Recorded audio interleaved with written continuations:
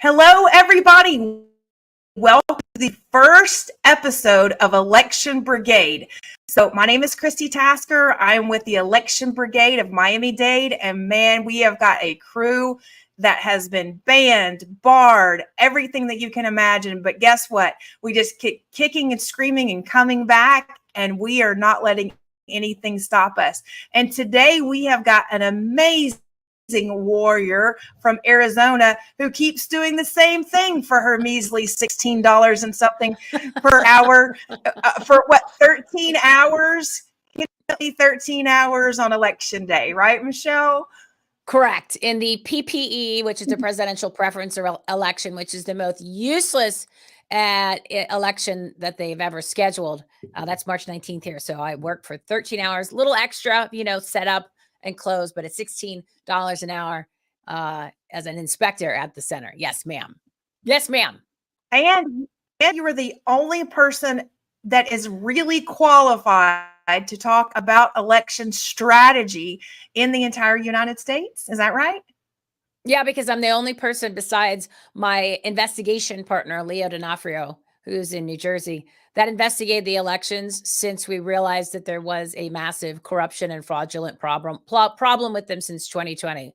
Because if they would have done what we did this time, you and I wouldn't be talking. President Trump would be in office and we would have real jobs and probably be on vacation. So that goes for the whole country. So yeah, this should have been done in 2020 and it wasn't. And that's what people should be really pissed off about. Yeah. Well, you would think that they would be. Well, Michelle, one of the reasons that I've told Election Brigade that I wanted you to come on to explain exactly what you've been doing, what the evidence is, what you found, how you found it, and you have found the majority of what you found for absolutely free. Is that correct? Absolutely. Everything cost $0 to acquire. Yes, I've spent 15 months of my time and energy, blood, sweat, and tears, and my own money in things that I needed to do, like somehow magically pay my bills because I haven't been working at a regular job. So yes, that costs a lot of money. But the acquisition of the documents was $0 because they're all public documents. The entire country could have gotten these at any time. And also some of them you just Google. And then these are the official election records and the official election returns for Maricopa, which I call Maricorruption County here in Anarchy, Arizona for the November 8th, 2022 election. Mm-hmm. Wow. When you see how it's basic and simple it is, everybody on this call doesn't leave the call extremely pissed off, I've not done my job. Okay. Well, I have a feeling that's going to be pretty easy because we've already got a lot of people that are very annoyed with the entire process, what our politicians are and are not doing. So you're talking to the right crowd and you're actually talking to the brigade of people who will be taking action based on some of the things that you have already done.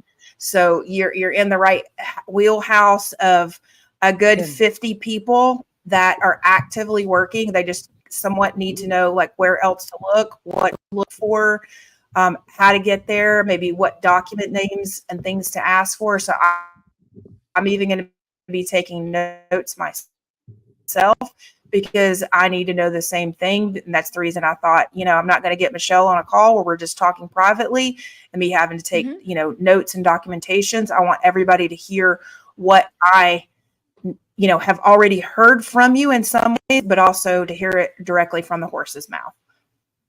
Nay. That's a horse. Okay. So for everybody that just joining us, I've said whenever you want to come on screen to ask questions, Michelle's going to pause. She's going to give us a chance to ask questions, but she's going to go through her presentation. Michelle, do you need screen sharing here? Yeah. Okay. Do I do that on my own, right? I do to present and then at the bottom, I go to present. Yep. Share screen. Yep. If you can do that, that would be great. Yeah. So if you have questions and I can see everybody in the green room, even though you can't really see each other. The way StreamYard works is we're on StreamYard, we're airing on StreamYard instead of on Zoom. So that way you don't have to be concerned with, you know, having everybody see you the whole time, or the bandwidth, and the audio should be much better if we want to use this for an actual physical, actual podcast later on. So that, however, in this case, I mean, one reason we're doing it extremely visual is because to make sure that, you know, we can see really well, because a lot of what Michelle is going to be doing is showing us what's here, but you're going to see me even take myself out as she's presenting. So Michelle, take it away. All right, everybody. Well, thank you for actually caring enough to listen to this information. So what I want you guys to understand, let me give you a tiny bit of background, is on November 8th of last year, well, not last year, the year before now, it's 2022, I was an election judge at the Islamic Center here in Scottsdale, Arizona. And I didn't necessarily go out to be a judge. I had seen Ronna McDaniel and Clayton Mitchell on the War Room, and they were telling people to become poll watchers, poll workers. They never said the difference between the two. They didn't tell you where to go to do that. Of course, why would they? And Ronna had said that she went to go vote early, but she did it in person, and I lost it. So I went and called the RNC. That was a joke. And realized poll observer or poll watcher is volunteer for the party, which I had to go find that out. You think they would tell you this on such a large show. And then I called the county, and next thing you know, I am an election judge. Okay. So that's how it started. I was yelled at numerous times throughout the day by my inspector for asking questions. I got a phone call from the supervisor who's off site, who threatened me and because he had a team monitoring social media all day. And there was posts that I was going to go on a bunch of shows and tell everybody what was happening at the election, which is not a crime. I don't remember signing a disclosure saying that I will not do that. I actually didn't get through. I intended on doing it. I didn't get through because of the connection. So that when he accused me of that and I knew I didn't, I went after him, put him in his place. And then and later on in the conversation, he threatened to terminate me, which I don't think he meant fire. And that was actually like an hour and a half before the polls closed. So there was some shenanigans that I saw there. But the majority of everything is what happened when we started investigating. So I became the whistleblower judge, which technically a whistleblower has to work for the corporation at the time, but that's okay. Everybody's abused every other name. So why not? It's not a big deal. And had a couple articles, went on a bunch of podcasts, and was getting the word out primarily about door number 3, which was the infamous misread files where the misread ballots, where the ballots didn't go through the tabulator. They weren't tabulated. So you put them in door number 3 to be counted later that night, which they weren't counted later that night. But so anyway, that's a little bit of the background. And then I was introduced to Leo D'Onofrio, who is an attorney from New Jersey, who was on the J.D. Rucker show. And he ended up making a huge splash for what he was saying, because he said this was in November. This was like a couple days after the election. He said, based on what I'm seeing just now, this is the easiest election to get set aside based on just what I'm seeing. So we connected, started talking, started going through things. 15 months later, here we are. So on the 29th of December was the first time he came on my show. We decided to actually start sharing the information that we had been researching and accumulating for the past, at that point, it was like 2 months ago. So 13 months. And we did my show, which is on Friday nights at 7 p.m. Eastern time on brighteon.tv. And then he condensed it down to 28 minutes because people have very short attention spans like goldfish, 8 and 9 seconds. We put it on at about 8:49 on New Year's Eve. And in 48 hours, I had 450,000 views. We still don't know how that happened. And pretty much every day since then, we've been launching new information showing real election fraud, ballot fraud, illegal elections, illegal ballots, illegal, I don't want to say votes, illegal ballots, and a whole bunch of other maladministration. You pick it when we're showing it throughout everything that happened on November 8th at the election. Day of, and then the things that transpired afterwards at MTech. Now, MTech is where they tabulate, is like the master HQ tabulation centers, Maricopa County tabulation and election center. So let me start and then I'll fill in through there. So what I'm going to do is I'm going to show you just a couple slides in the beginning because they're fun. And then I'm going to jump over to the brand new stuff because we're still investigating because it's just the two of us. We don't have a team. We don't have a staff. And it takes time to go through this information. And then when we find something, it allows us to then make another public records request or dig up some more information or go on Google, pull down maybe a manual or an article or something from one of the trials because it leads us to something else. So all the information that I'm going to show you with these golden rods is brand new because I just got those a week ago. We just started going through them. And the beauty is one of them is from my center. So when you see that, this is pretty much the most damning information we've found so far, even though everything else is so bad that when we found this, I didn't think it could get worse. I didn't think it could get worse. And this investigation is still ongoing because there's still so much to do. So, and there's some other stuff that we've already done that we haven't shared yet, which is it's mind blowing. Now, keep in mind, none of this information was ever in any of the trials. It's never been presented in court. The candidates had all this information. Okay. And Michele, will you clarify I'm sorry, will you clarify which counties this is coming from as well? Oh, this is Maricopa County. Maricopa County. It is the number one. Maricopa County is the testing cesspool of fraud and corruption. So I know that there are a lot of other counties that claim to be number one. No, this information alone makes us so number one that we don't even have competition.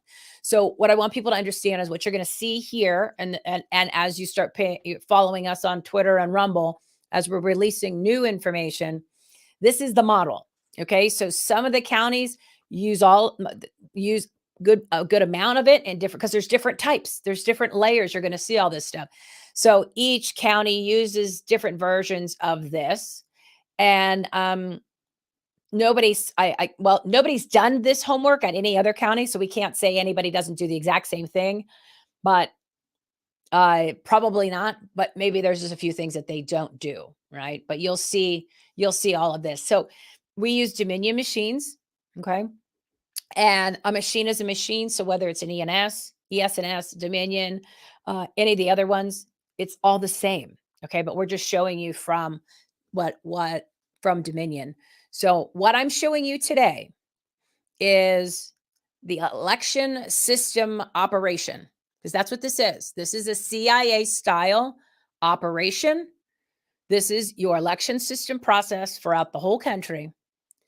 They control the outcomes. Okay. So the entire election system is fundamentally designed to control the outcomes. We do not participate in the outcomes. Everything is predetermined. Like right now, 2024 is already decided. Okay. So so that's kind of like the reality news. Then you'll hear some of the bad news, but then I'll give you the really great news because we can change those results. Now, Maricopa County is and I know there's people on this call from all over the country. It is the most important county in the whole country. It's one of the swing states. And if we don't do anything other than allow this to happen, what's going to be going on with the election, the country's over, because Trump will not win Arizona. He does not win Arizona, and he does not win the United States of America. He'll win the vote, but he won't win the results.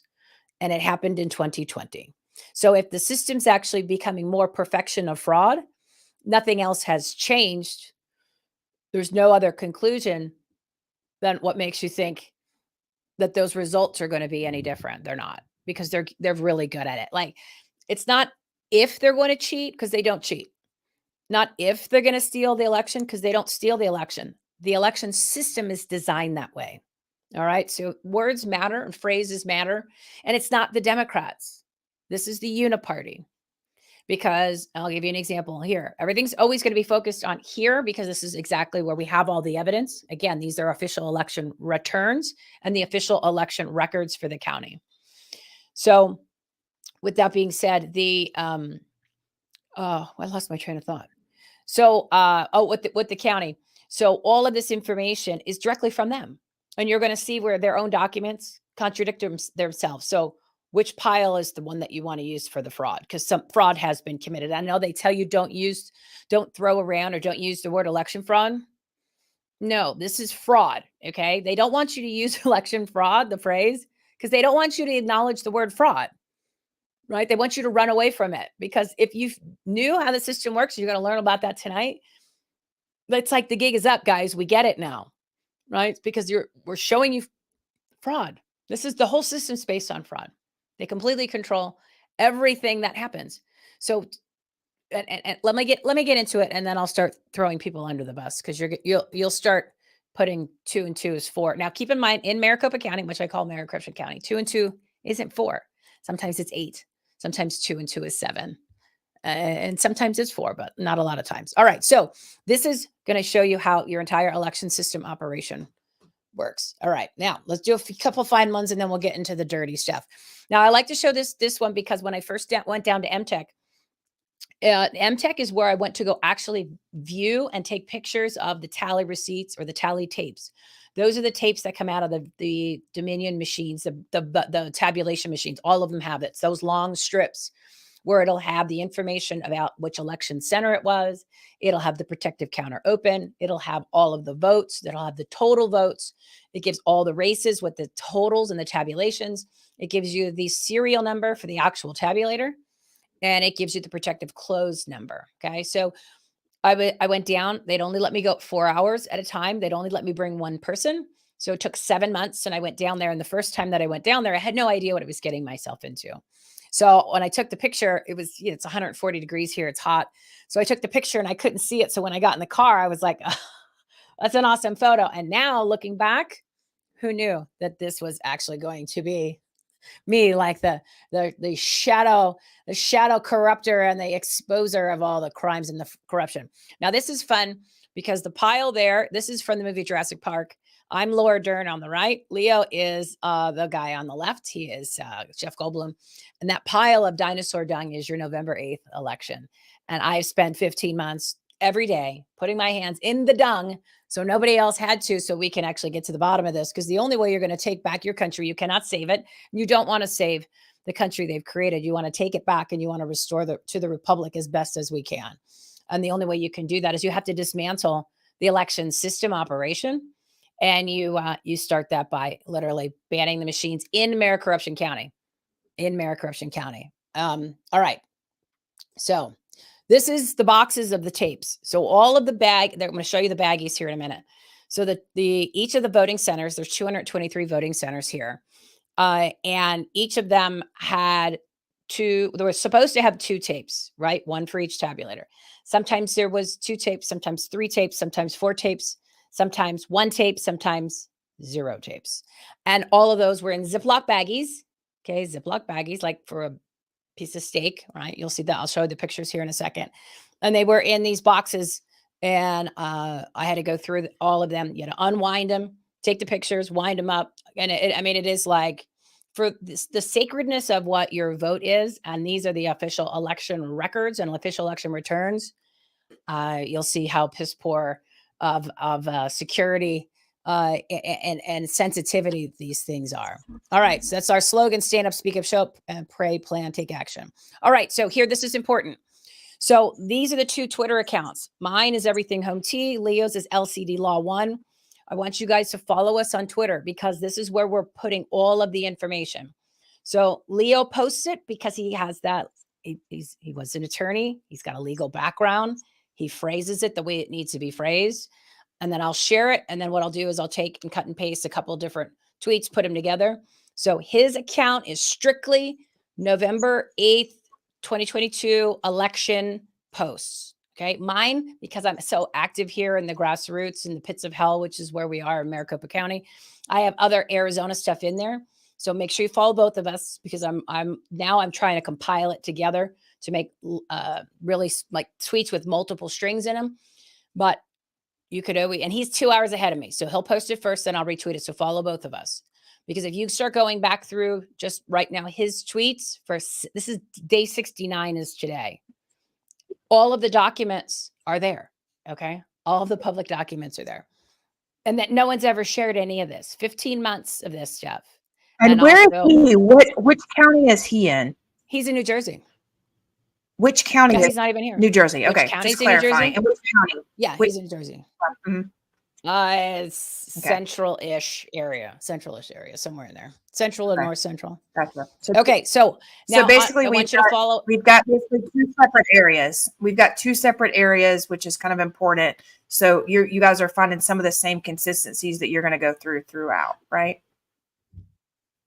No. Him and I are working together strictly on November 8th, Arizona 2022. We're a team.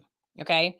So gotcha. he just, I just, do you want me writing the tweets or do you want someone with a legal background writing the tweets? You want someone writing with a legal background writing the tweets. So he authors the main tweet and then I might cut and paste, take different things just to make it more marketing-ish or to combine a few. But when you read his, you're going to understand why he's writing the tweets. Okay. We're doing this to get the information out because also what we're doing is we're trying this case in the court of public opinion because it was never tried in the court of law because the candidates and the attorneys and all these groups and all these experts, they never wanted to bring this information into the courts because they could have, because they all had it.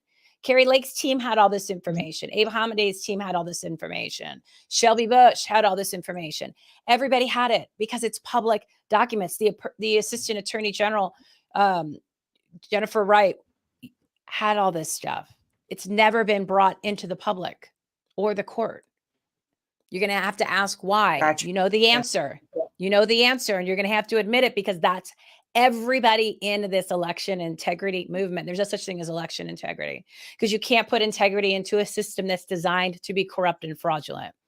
Right. So they just did that as a marketing thing so that people would be concentrating on integrity rather than what matters, fraud. Okay. Election integrity, fraud prevention. Do you see the difference? And the money, the millions, hundreds of millions of dollars, all just as a distraction. Okay. All those people, 100% frauds, all frauds because they should have done this. They should have done this in 2020. Should have done this in 2020. Okay. So the other place is Rumble. So I want you to follow me on Rumble. Now it's Save My Freedom on Rumble. And you're also going to subscribe to savemyfreedom.us. But on the Rumble, what I've done is we've done 7 spaces on Twitter. So I've converted those to videos and those are extremely informative. We try to keep them tight and we don't have a lot of people. We don't necessarily have people asking questions because we're just giving you all the information, just maybe a few handful of questions at the end. And all of the shows that I've gone on, all of the shows that I've had for on my show where I've talked about election information, they're all there. So the top 3 episodes, okay, this is key. The top 3 episodes, and that's the QR code if you want to click that on your phone so you have that for Save My Freedom. Now, Save My Freedom goes to the Substack. What every time that I sit down to start compartmentalizing these into categories so that you guys can easily have them based on the categories, we find something new and it's really, really bad. So I'm behind in getting it into the Substack, but all of the information is on Rumble and Twitter and on our Twitter accounts, but I'm putting them in the Substack so that it's a Word document, which a PDF, so people could share it more easily and then have it in the different categories. So subscribe to that. And I was hoping to get it done today. But at least in the next couple of days, I'll have the first one with all the videos and shows. And then I'm going to do smaller ones that have all the different categories, but there's so much. Like I've got to the point where because there's so many categories of all the crimes and election fraud, I've lost track of the total number of categories. That's how bad it is. Because we keep finding stuff. All right. So let's do this. The top 3 episodes. This is key.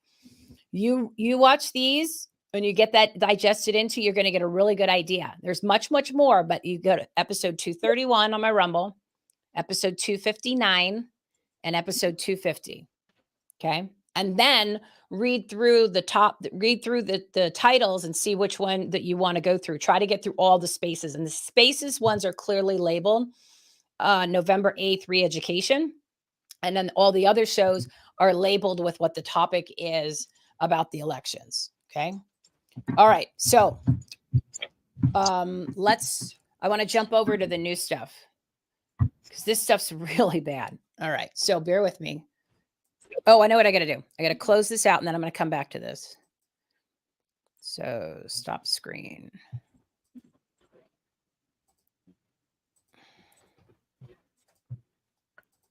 Yeah, so we've Okay, got this is we've on got a lot of Twitter. people that are.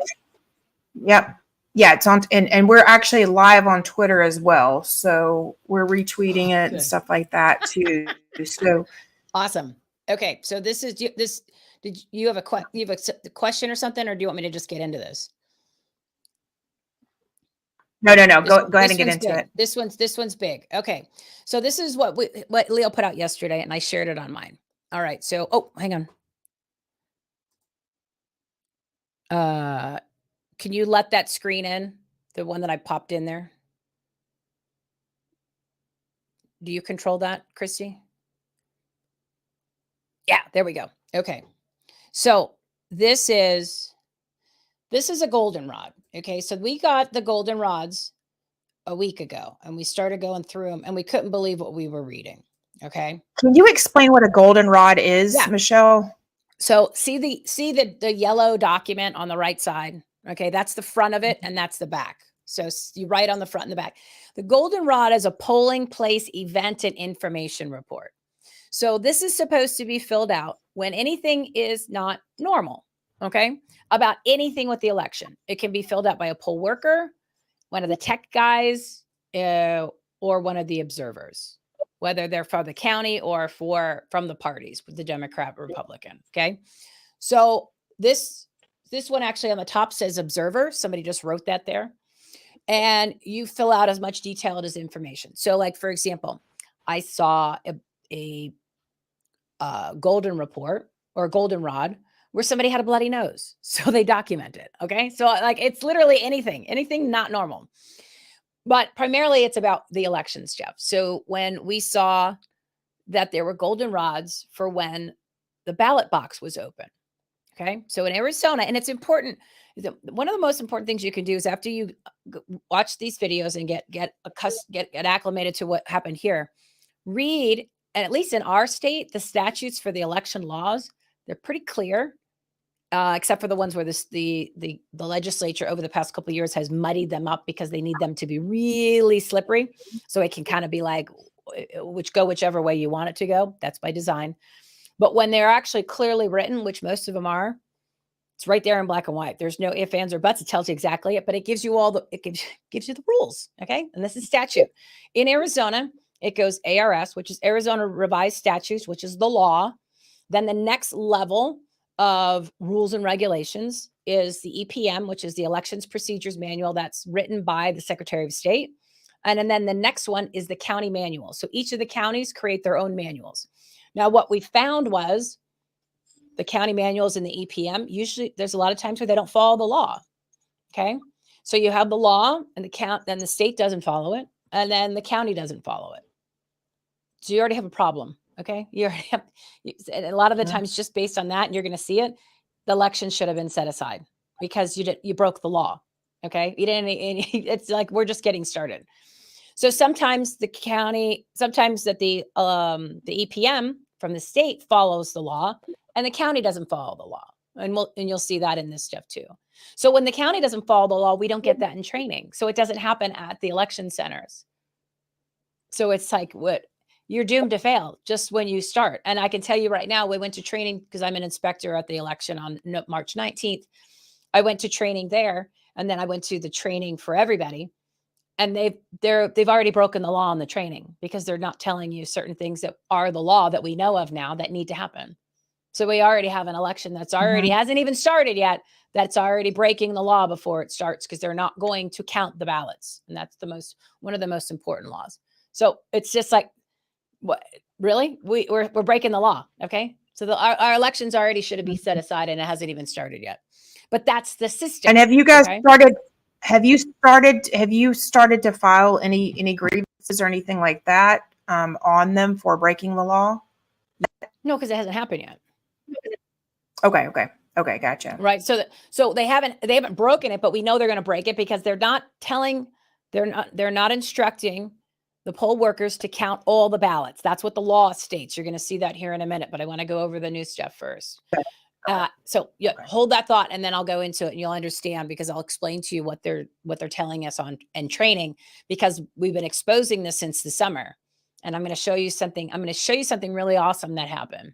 But it also self-incriminates the county, admitting that they didn't follow the law. Okay. Again, nobody's mentioned any of this stuff here. I have so much stuff that I'm staring at right in front of on my table here, and that you're going to see here is enough for Carrie Lake and Abe Hamada to go back into court to file a Rule 60B, get a new trial, and get at least, if not the entire election set aside, which means null and void. See you later. You have to do the whole thing. If you can't do that, which you really should, based on the overwhelming amounts of fraud that we're showing, they can at least get their election set aside. And then we've already proven with one tabulator that Abe actually won. Okay. So, but meanwhile, is anyone talking about this here? Is anyone doing anything? No. It's mind blowing. Like this is the easiest election case to win in the history of elections. All right. So look at this. Okay. So now this is the goldenrod. Now in this particular goldenrod, and I'm going to read it to you. It was at the Nozami Center. Okay. And there's 220 of these centers all around the county. I have all the information on all of the centers. Okay. From the numbers to now we know what happened at some of them.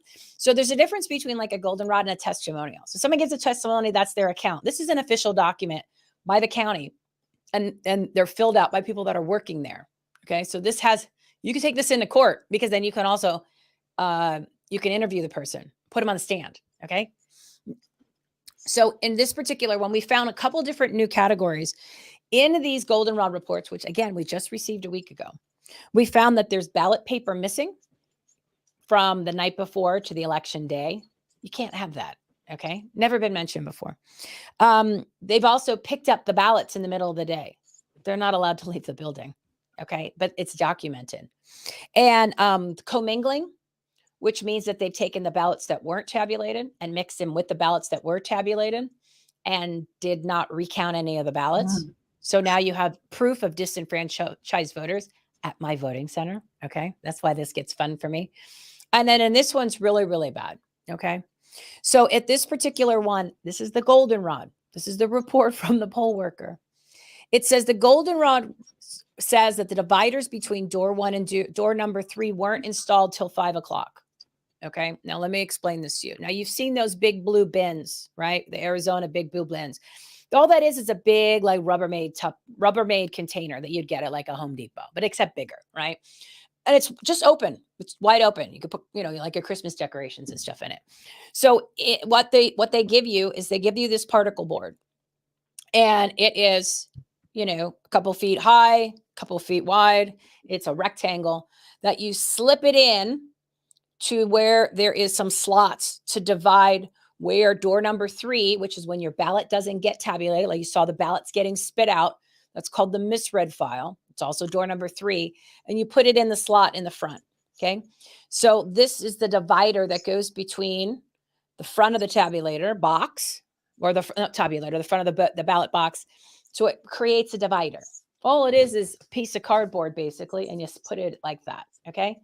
So, and then the ballots that are in the front of that are the ones that have not been tabulated. The ones behind it went through the tabulator. And then once they go through the tabulator, they drop and they go into the bigger part of the ballot box. Now, this particular goldenrod says that divider wasn't placed in the bin until 5 p.m. The polls opened at 6. So you have 11 hours of ballots being put in door number 3 that were not tabulated, that are now going into the section that are tabulated. Okay. This is one center. And this is just because they documented it. How many more did they document that it didn't document? How did you guys get the goldenrods? Did you just do FOIAs for the goldenrods? No, they're public records requests. No FOIAs. FOIA is federal. So public records requests. So anybody can do it. Yeah, no, it's okay. I'm not trying to correct. I just want everyone to use the right language, because I want everyone to realize that anybody could have done this. Okay. Anybody.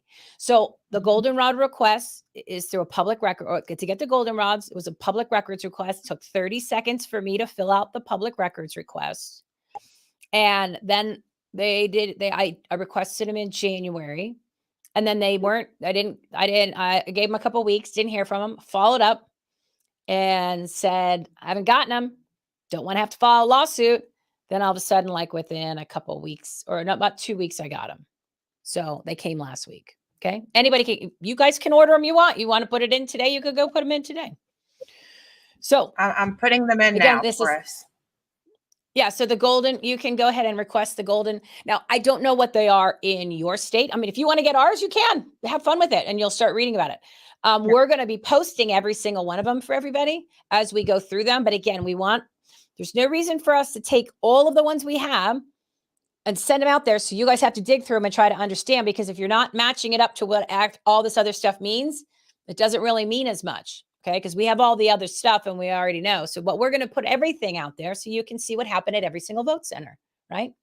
So in this particular one, it says now, Maricopa County, Maricopa County in the beginning of all of this, when they wrote a 9-page report. So Jennifer Wright, who was at the time the Assistant Attorney General, who oversaw the last 4 elections.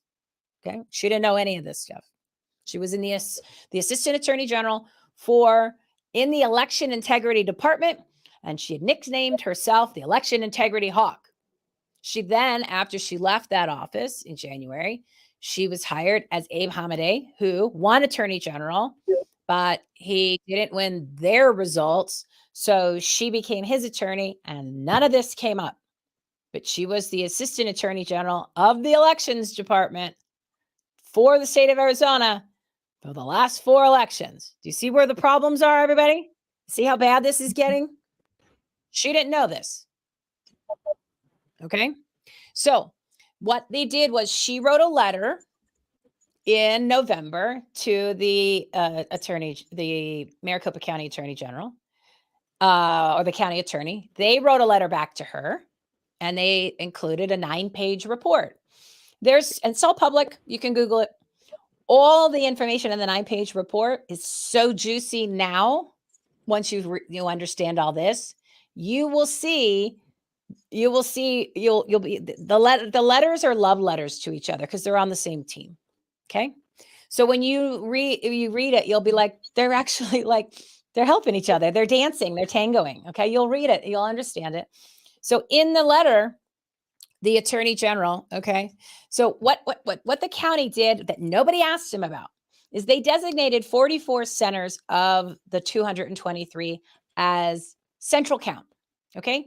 So what they said was there were 44 centers that they identified that they said, your election results, we don't like them.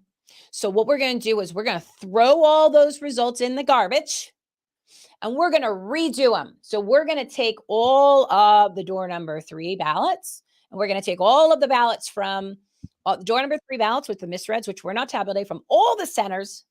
And we're going to count those at that central count, which is MCTEC, okay? The Maricopa County Tabulation and Election Center.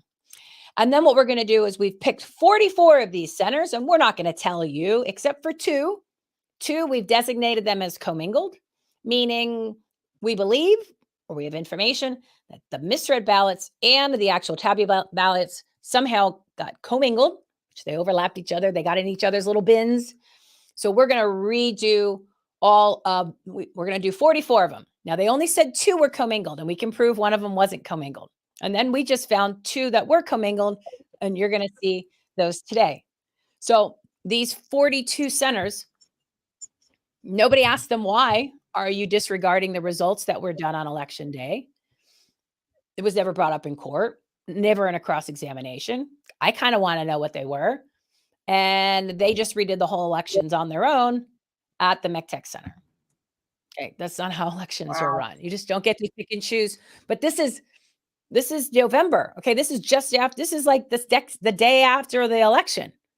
Okay, so we haven't even got into it. Do you see all the problems? And we haven't even got into this stuff yet. And this has never been discussed.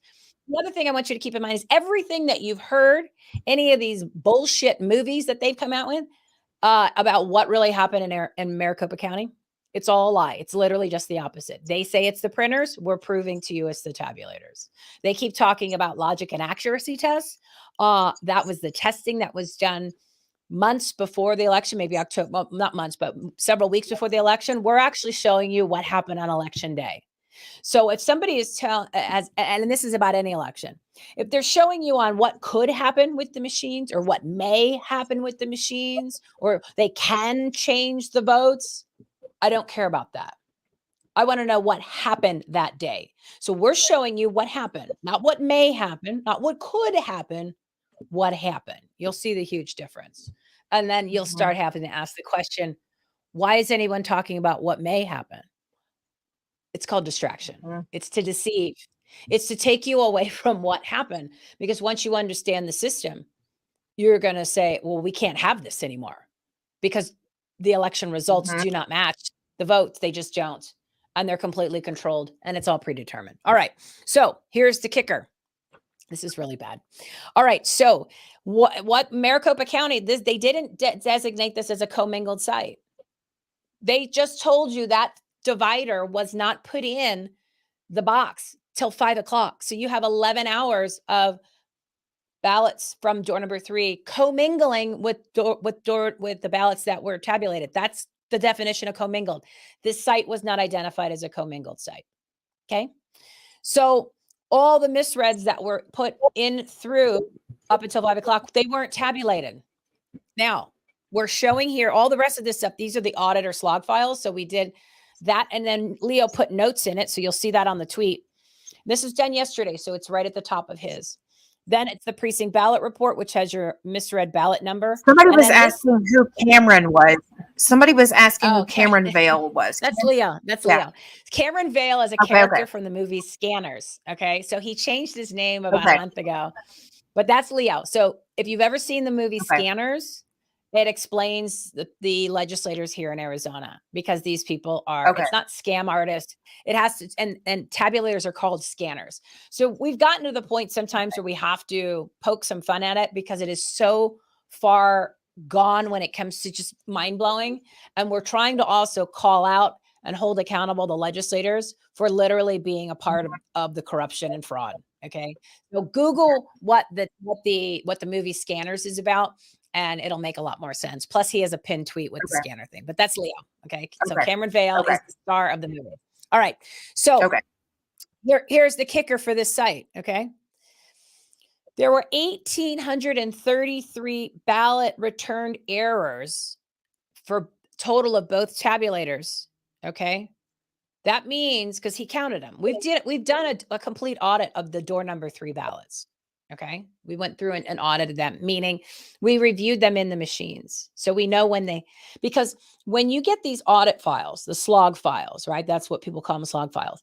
It is a line by line action of everything the machine has done from the time that it turns on to the time that it's completed, whatever day that may be. And sometimes the days were Wednesday. You'll see that there were 6 centers that had elections on Monday and Wednesday in our election. All of those ballots are illegal and need to be taken out. But you can't take out individual ballots because there's no stamp to figure out which actual ballot was cast at which exact time. So all the ballots for the vote center you need to cancel it. See what I'm saying is you pull the thread, and then it's like the cartoon characters where you just started pulling and then the sweater's gone. That's how connected all this stuff is. So back to this. It says there were 1,833 ballots returned. Okay. That means there was 1,833 ballots that spit back out where it was given back to the voter, where then they had to, do you want to go ahead and put it in again, or you want to put it in door number 3, you want to spoil it and try again. So 1,833 on the precinct ballot report, which is the half-assed audit sheet, which has a lot of information purposely missing from it that's required by law, okay, that we fill out. It has the number of misread ballots. The number of misread ballots that were not tabulated, which means it got handed back to the actual voter because it didn't go through the machine, because if it goes through the machine, it gets tabulated, it drops down into that big bin on the other side of where that divider is. So when it gets back to the voter, it's in their hand. So then it would be put into door number 3. The ballot report only says there were 28. 28. The machine said it pushed the ballots out back to the voter 1,833 times. Okay. Where are those ballots? There's a huge discrepancy there. Okay. So, and you don't know how many ballots were inserted door number 3 before 5 o'clock. You don't know how many were actually put in there, right? But you'd have to recount off of them at central count, and you can't. So then that's why that's such a big deal, right? Well, there's 1, 2, and let me think, number 3. Okay. So I want those numbers to sink in. Okay. I want those numbers to sink in. So, all right, let's go to another one. This one's good. This one is my center. Okay. Now, my center was the Islamic Center in Scottsdale. Now, the goldenrod was filled up by my inspector. Okay. This was filled up by my inspector. So this is another problem with door number 3 ballots. Now, what happened with this, if this was not a commingled site, okay, which means they use the memory card, which was whatever's on the memory card, which means whatever the machine calculates. Now, we already can prove in multiple centers that the number on the protective or the number on the tabulator on the front on the screen, the public counter, doesn't match the number that's on that tape. Okay, we've already proven that at multiple centers, including the one that we use as an example in episode 231, Central Christian Gilbert, where Abe Hamadeh won the election based on that alone, because there was 751 votes that were showing up additionally on the tabulator screen, but weren't in the vote tallies that were on the machine. Okay, because that's a known anomaly. It's called the Williams-Hadley anomaly. Will you check your mic settings just set really quick, because it's all of a sudden like giving some not feedback, but sounds like it's maybe not connected. Just check your plugins or something. Is everybody else hearing the same thing that I'm hearing? Can you? Is it cutting in and out? All right, it's like sounding like. Is that better? Yeah. Is that better? Much better. Okay. So, yeah. Okay. So in this particular one was interesting because it actually names the election director, and he tells her to commit the fraud. Okay. So, and this is she wrote this. This is my inspector. So basically what it says is it's just removing the misreads from the misread bin. Okay. See the issue. Let me give you this scenario, and then I'll read the exact one, because then I could switch over. So if you see the document on these, there's the goldenrod, because it's gold, right? That's why they came up with the name. These are the incident reports. And to the right of that is called Exhibit 11. Now, Exhibit 11 was generated by the county. It's called the Reconciliation Report. This exhibit is part of that 9-page report that I mentioned to you that is online that anybody can go get. Now, what it does is it lists the name of the center. It lists the number of check-ins that people checked in to vote, and it lists the number of ballots reported. Now, there's no cross-referencing. This is just a chart from them. So they say it, and therefore it shall be. Now, we have so many discrepancies where our numbers, which are the numbers from the precinct ballot report, the numbers from the actual tabulation machine in the slog files, and the number that is on the tally receipt, which is coming out of the machine, those numbers do not match this chart.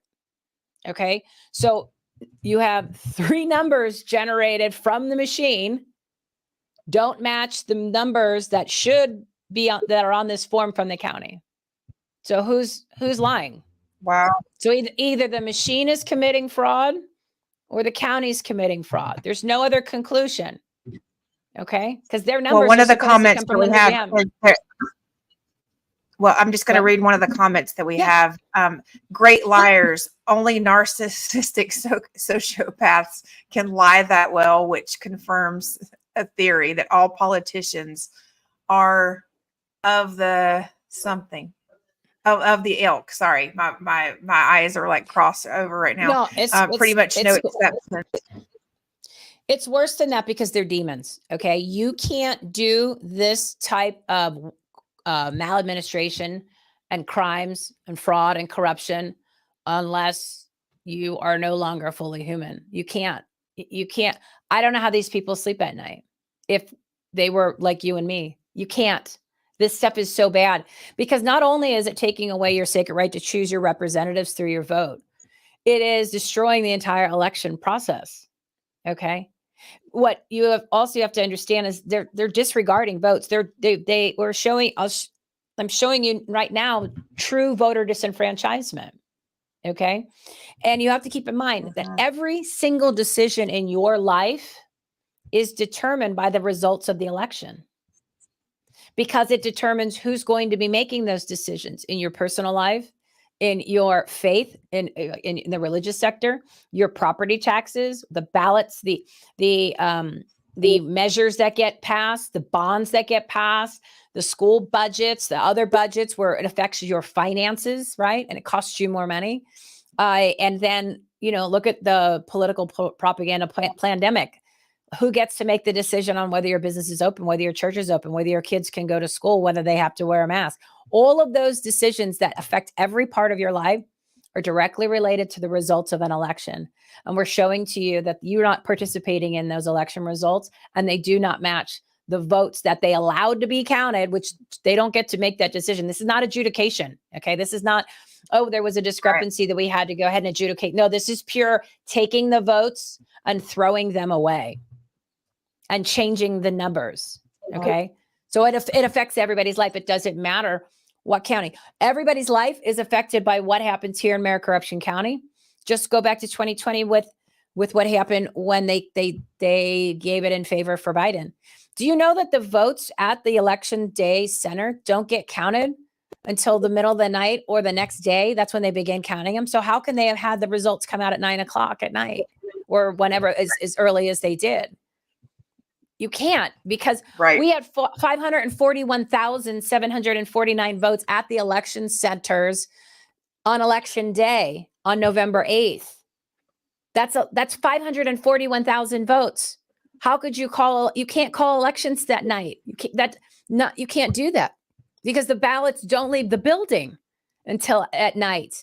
And there's no results that come from the election centers that go to some magical place where then they have the results. That's not how votes are tabulated.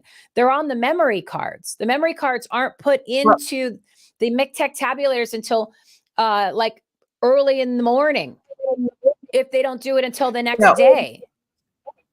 We are told here in Miami-Dade County that the machines are 100% connected to the web, and that information is translated to the stable before the ballots are actually taken on the memory card to the county. Well, that could be your process, but you need to stop that process like immediately. No, we have on record that has occurred on video record from a poll manager who wanted to report that to me.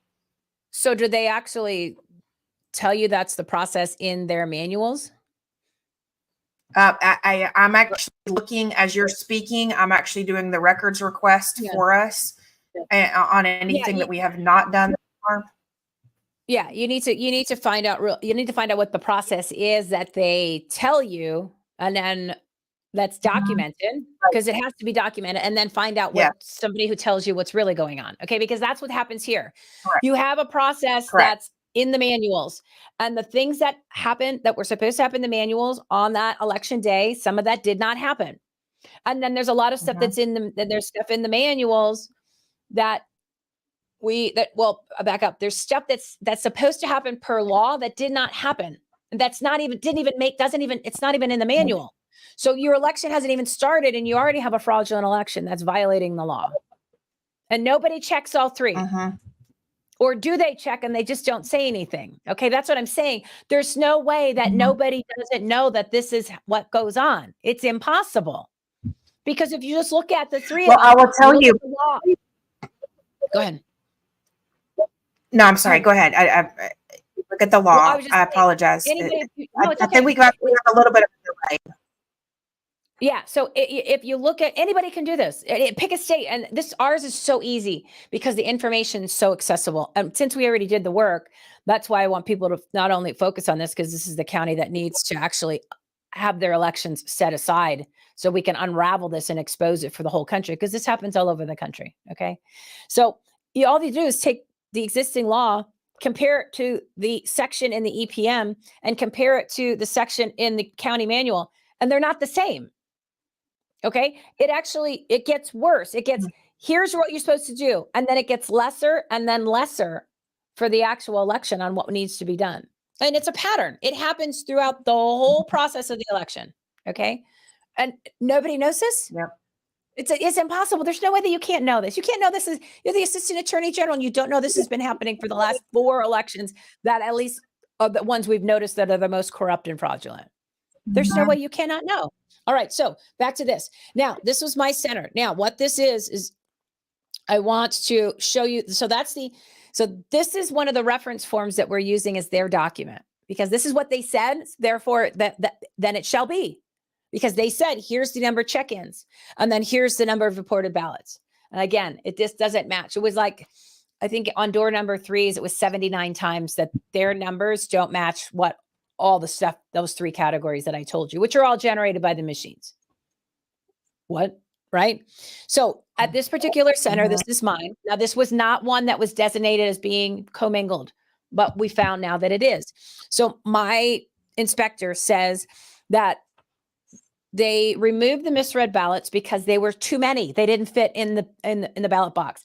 Now, in Arizona, the only time that you can open a ballot box during the election is to remove ballots if the ballot box is full. There is a specific process that needs to happen.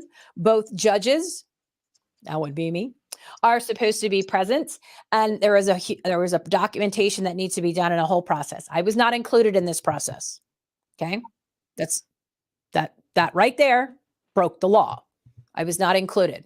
I had heard it happen at the end of the night, that this happened 3 times, and I was like, and I didn't know that I was supposed to be included because we didn't get this in training, but it's statute. It actually says both judges need to be there. The law states that.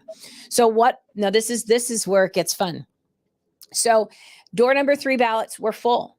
So my inspector contacted Scott Jarrett. Scott Jarrett's the guy that you've seen in the videos. He is the elections director for the day of elections. He's the guy. He's the head honcho. He told her, it's her own words, Scott Jarrett instructed her, per his approval, to take the door number 3 ballots, remove them from the tabulator, and put them into the section of the tabulator where the normal ballots drop. There was 79. So she took the 79. So the head of the elections told her to take the 79 that were not tabulated and put them in the bin on top of the ballots that had already been tabulated. This was not one of those central counts. This one, they just used the memory card that had the information of the ballots, of the tabulations. So this is proof that those 79 ballots were not tabulated. They were not tabulated. This is proof. Because there's nothing that's done after. They just take the memory card. If it's a memory card site, and it tells you on that chart if they were memory card or central count. This is a memory card. So now you have true voter disenfranchisement, because you've heard them throw around voter disenfranchisement, but they can never really prove it. This is voter disenfranchisement. They took the 79 votes and they were not tabulated. And this was being told. Now, not only this violates the law, okay, because according to the law, both judges were supposed to be present. I just happened to be one of the judges. I was not included in the process. The law was violated at my center. Never been talked about, never mentioned.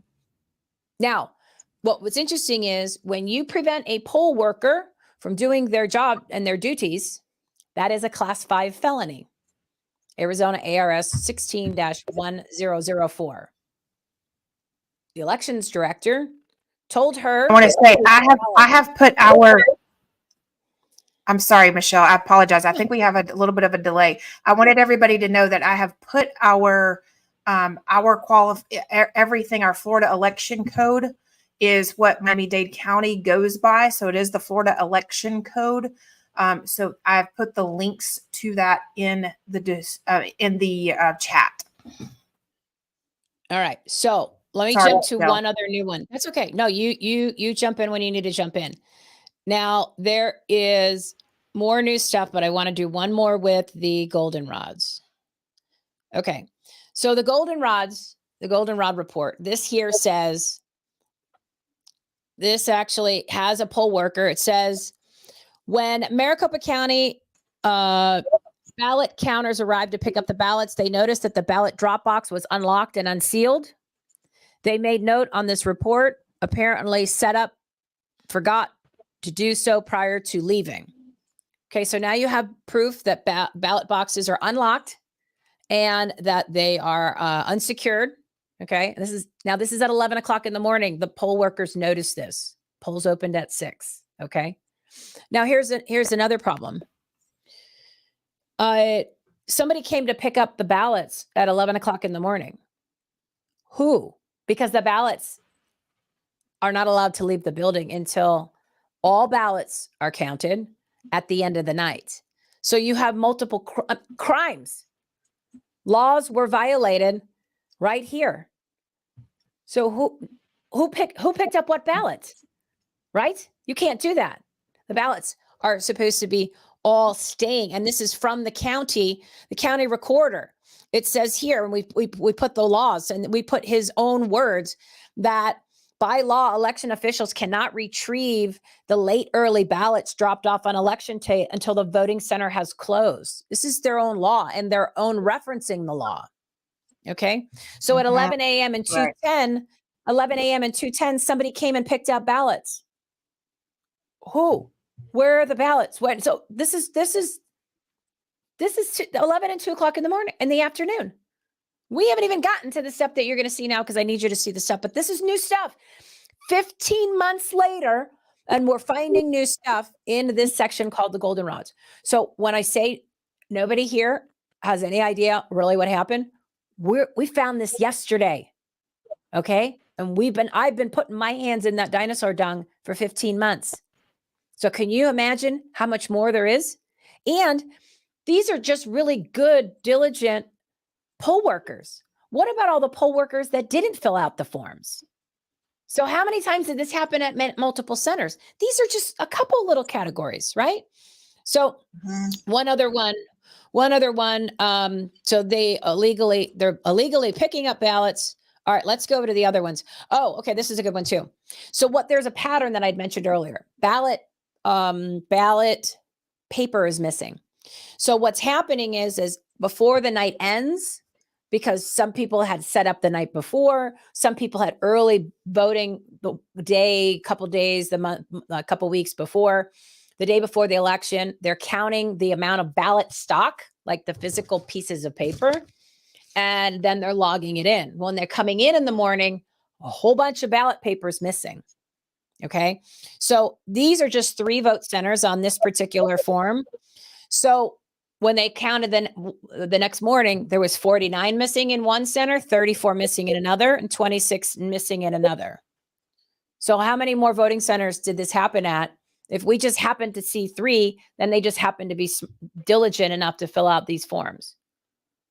Again, this is information that we just found within the past couple of days, 15 months after after this started. Okay, so let's jump over.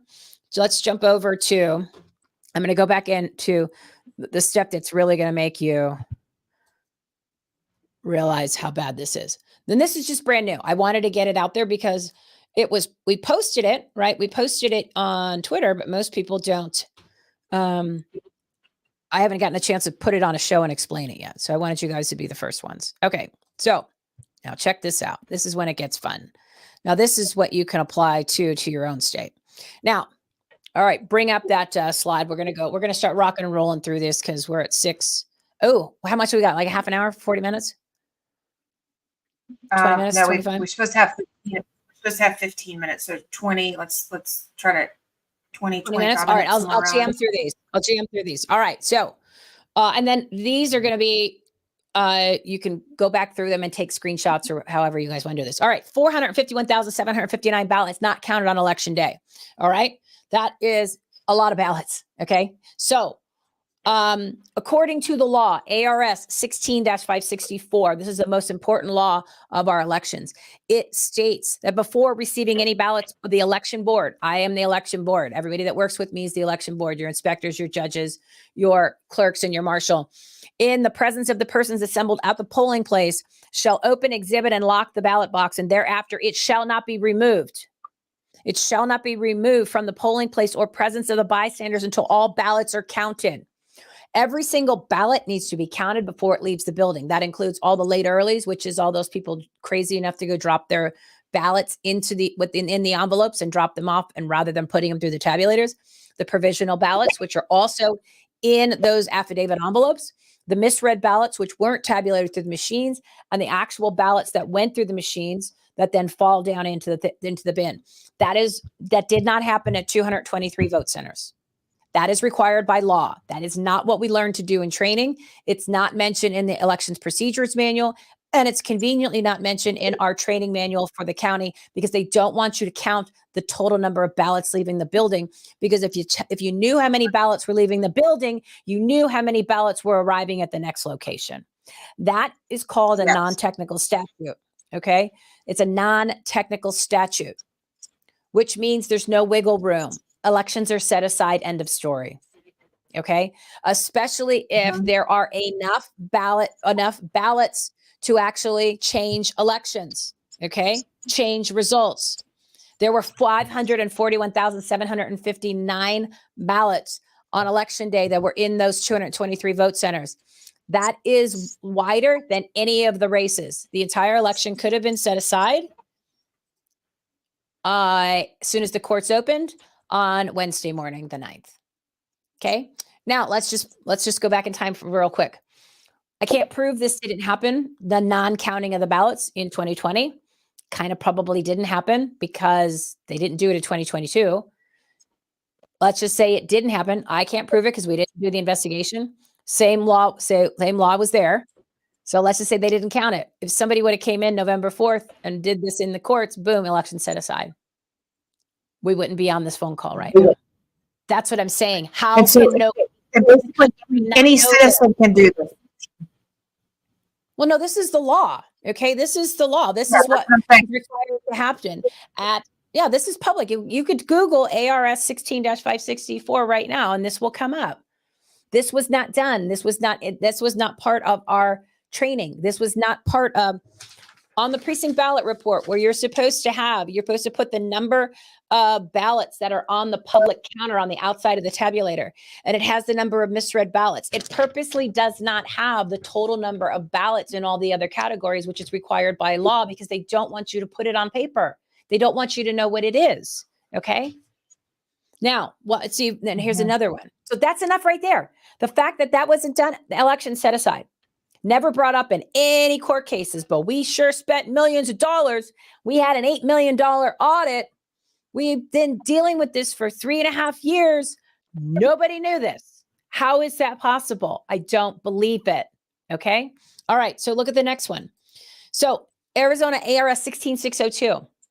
This requires the poll worker, the judge, me, had no idea. I learned this summer. I have to prepare. Okay. The judge shall compare the number of votes cast, which all the ones that we're supposed to count, which we are only instructed to count 2 of the 4 types, as votes cast indicated on the machines or the tabulator with the number of votes cast as indicated on the poll list. Okay. So I'm supposed to prepare a poll list, which means I need to know how many people checked in. That's on that Exhibit 11. Okay. We didn't do that at the center because we didn't know we had to do it. My inspector didn't say, hey, by the way, did you do that? She didn't say it because she's following orders to not follow the law either. This is the law. So go back to simple. This has nothing to do with elections. So if you don't know how many people checked in and you don't know how many ballots were there, how do you even move forward with reconciling your election? And it doesn't have to do with elections. It could be marbles. There were 3 people in the room. 4 people had marbles. Why is there more marbles than people? Like a 3-year-old can figure this out. So you have an election right then and there that's it, it's over. You can't reconcile because you don't have anything to match it to. So then if the county says, here's the amount, because now notice how the 2 most important categories and 2 most important statutes to prevent fraud, and that's a non-technical statute also. Non-technical statutes, again, are fraud prevention measures. If they are violated, which means they broke the law, elections are set aside. Now, isn't it ironic that the 2 columns on that Exhibit 11 that I showed you earlier just happen to be those 2 pieces of information, the number of check-ins of people checked in and the number of votes cast, which is not on the precinct ballot report because they don't want us to know. They don't want us to get that information because they're going to provide it. So they said it, therefore it shall be. Do you see how bad this is? See how bad this is? So this was violated. I take this personally because I was the judge. I was supposed to do this. Had no idea. Nobody told me. It wasn't in training. It wasn't in the manual. It's not in the EPM. Okay. Now, here's a picture of a precinct ballot report. So you have that. Now, if you notice the total ballot count on tabulator A, there's 2 tabulators at each center, and they call them tabulator 1 or tabulator 2 or tabulator A or tabulator B. Now, for those of you who have watched some of my shows before, we have found 28 tabulators that there's no documentation of. Okay. So some of these centers had 2 tabulators, some had 3 tabulators, some had 4 tabulators, and some had 5 tabulators. But nobody has brought this up in court. Nobody has acknowledged it, and nobody did the proper procedures to repair or replace a tabulator, which you can do. If there's an issue with a tabulator, it is malfunctioning, you need to repair or replace immediately. There's a process that was never followed at any of the centers, and we found 28. I know there's probably more, but I haven't gone through every single file because we're still investigating, because I haven't had the time to go into all the categories because again, remember, when we find something that's even juicier than the last thing, we start going down there so we don't finish to find out. But we already know we have 28. That's a major problem. 28 tabulators that nobody has disclosed. What? Okay. Nobody wants to talk about this in Arizona. So do you notice all of this stuff is blank? Look how much is blank. So you have the 2 numbers that they're supposed to be logged in from the precinct ballot report for the tabulator number is blank. That's the job of the poll worker. And then the security seals. These are important because this is your chain of custody. It's blank. Okay. We have 12 of these that have blank. There's nothing there, or they wrote in the line item for the votes. Okay. There's so many of these that are blank in the security seals, which means you have no chain of custody. You have no idea how many ballots left the building. You have no idea how many people actually voted. You have no chain of custody, and you have no idea even how many ballots were right there. But somebody was smart enough to say, let me count the misreads. There's 73. All right, let's go through a bunch of these. I want you guys to really see. All right, this is the new precinct ballot report, which is awesome because we've been bringing this up since the summer, these 2 particular laws. The county as indirectly by adding and making changes to the precinct ballot report, adding the things that we have pointed out to them that they did not. So this indirectly incriminates them for committing the crime. Well, I would say crime, violating the law, because they added on here number of check-ins, and then they wrote number of tabulator total, but they didn't still write the tabulated votes. Not the tabulated, the total votes counted, which is ARS 16564, because they don't want you to know that total. But at least we made progress. Now, there was no lobbying done. There was no legislation change. But by exposing the crimes, exposing the fraud, it forced them to change the form because we kept talking about it. So again, this was my whole thing is you have to hold these people accountable. And once you push pressure on them, they cave. They just caved because they changed the form. They changed the form because of everything that we had done. So it's a little win, but at least now people are knowing we get to count all the ballots. Not everybody, and trust me, not everybody knows that. All right. So look, here's a few other ones. And I know she wants me to get off the stage. Okay. So these are the precinct ballot reports. If you look, they're supposed to write a number for the ballot count, which is on the tabulator, the front. It's called the public counter. Instead, they wrote, we missed this. Okay. We missed this. That's your job, is to fill that in. Another one, they wrote, first of all, they wrote, and this is for the misread ballot section. Okay. This is the ones that don't go through the tabulator. They first wrote approximately 14, and then they changed it to unknown. What? Oh, I think there's 14. Oh, we don't know. It doesn't say, give us an opinion. It says the number of misread ballots. You can count them. Okay. See, what I'm showing you is that they were purposely, this is intentional. This is an oversight.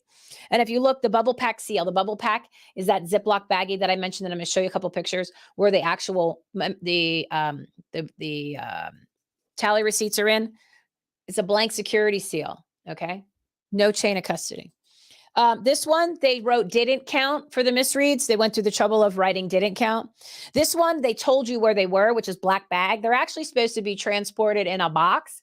At that night, we were told to put them in black bags. The actual procedure, which is it documented in law, says they're supposed to be in secured boxes, which they're not. They put them in bags. So one tabulator is supposed to have one black bag of tabulated votes, and the other one's supposed to be the other tabulator. The procedure is supposed to be the misread ballots go in an envelope and a security seal is placed. The judge and the two judges and the inspector sign. That wasn't done at any of the centers. Okay.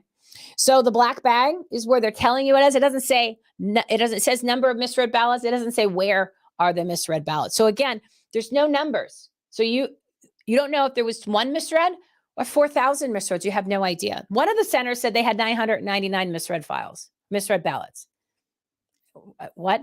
Right? Okay. So this one, they wrote in black bag, not counted. Another thing that you'll see that we're going to bring up at some point here is pre-printed ballots.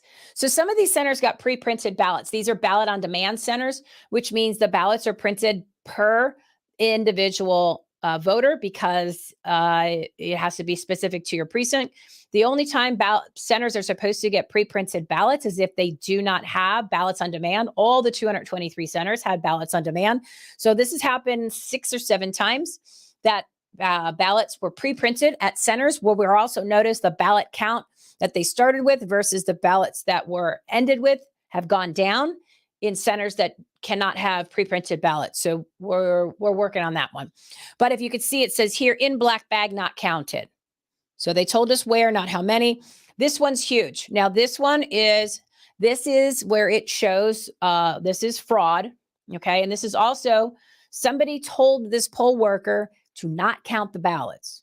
It says here, too many, told not to count. So the person who told this poll worker not to count the ballots committed a class 5 felony because Arizona ARS 16-1004 says that you cannot interfere with the work and the duties of a poll worker. Now, if you also notice, there is a number right here, which 123. We call this the red bandit because it's written in red. It's on multiple precinct ballot reports. Sometimes the red bandit increases the amount of votes that were written by the poll worker. Sometimes they decrease the number, and sometimes there's no number and they make a number. So in this particular center, if you read, it says too many told not to count. And then somebody else wrote 123 and circled it, the Red Baron. So you can't have both. You can't have told too many not to count. And you can't alter these documents. Once they leave the voting center, you can't change them. Somebody did. This one, they said, oh, question mark in black bag. They didn't write a number.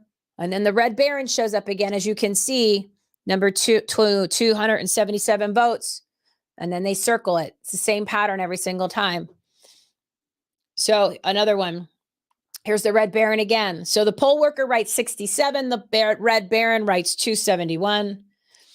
The poll worker writes 711. The Red Baron writes 690. So sometimes up, sometimes down. Whatever number they needed to adjust to balance in that magical Exhibit 11 from the county. Remember, they said it, therefore it shall be. And they're changing it. Somebody changed it. That's not what the poll worker wrote. This one's good too. This one doesn't make any sense, but it does, right? So this one, the inspector wrote on a Post-it for the tabulator number 2. This number 2 tabulator was never used. It never worked. But then if you look further down right there where it is underlined, it says tabulator 2 had 143 votes. If you look further down where it's green, the bubble pack, which is where you put the memory card and you put the tally receipts, there's no chain of custody. Okay. There's a lot of this has no chain of custody. This is a copy, or this is a picture, real photo of one of those plastic bags. They call them the bubble pack. They changed the name this time, so I'm not sure why they did that. You're supposed to put, that's the sticker you're supposed to put on it. It's actually supposed to be in an envelope, not this baggie, but we'll take the baggie for right now. You're supposed to fold that over. It's a sticker, and the judge, both judges and the inspector are supposed to sign it. You can see the signatures right there at the top. Now, this is on about 30% of the bags. Otherwise, the bags look like this. Now, this one's fun because that sticker right there is a name tag, because when I saw that, I said, you know, that looks familiar. I kept my name tag, and that is a piece of a name tag as the security seal. And this is a real center. And the center name's right there. So that gives you an example. There's other ones that they use, small little strips that are supposed to be for other things, but they put it on that. And I might have a couple of those in there.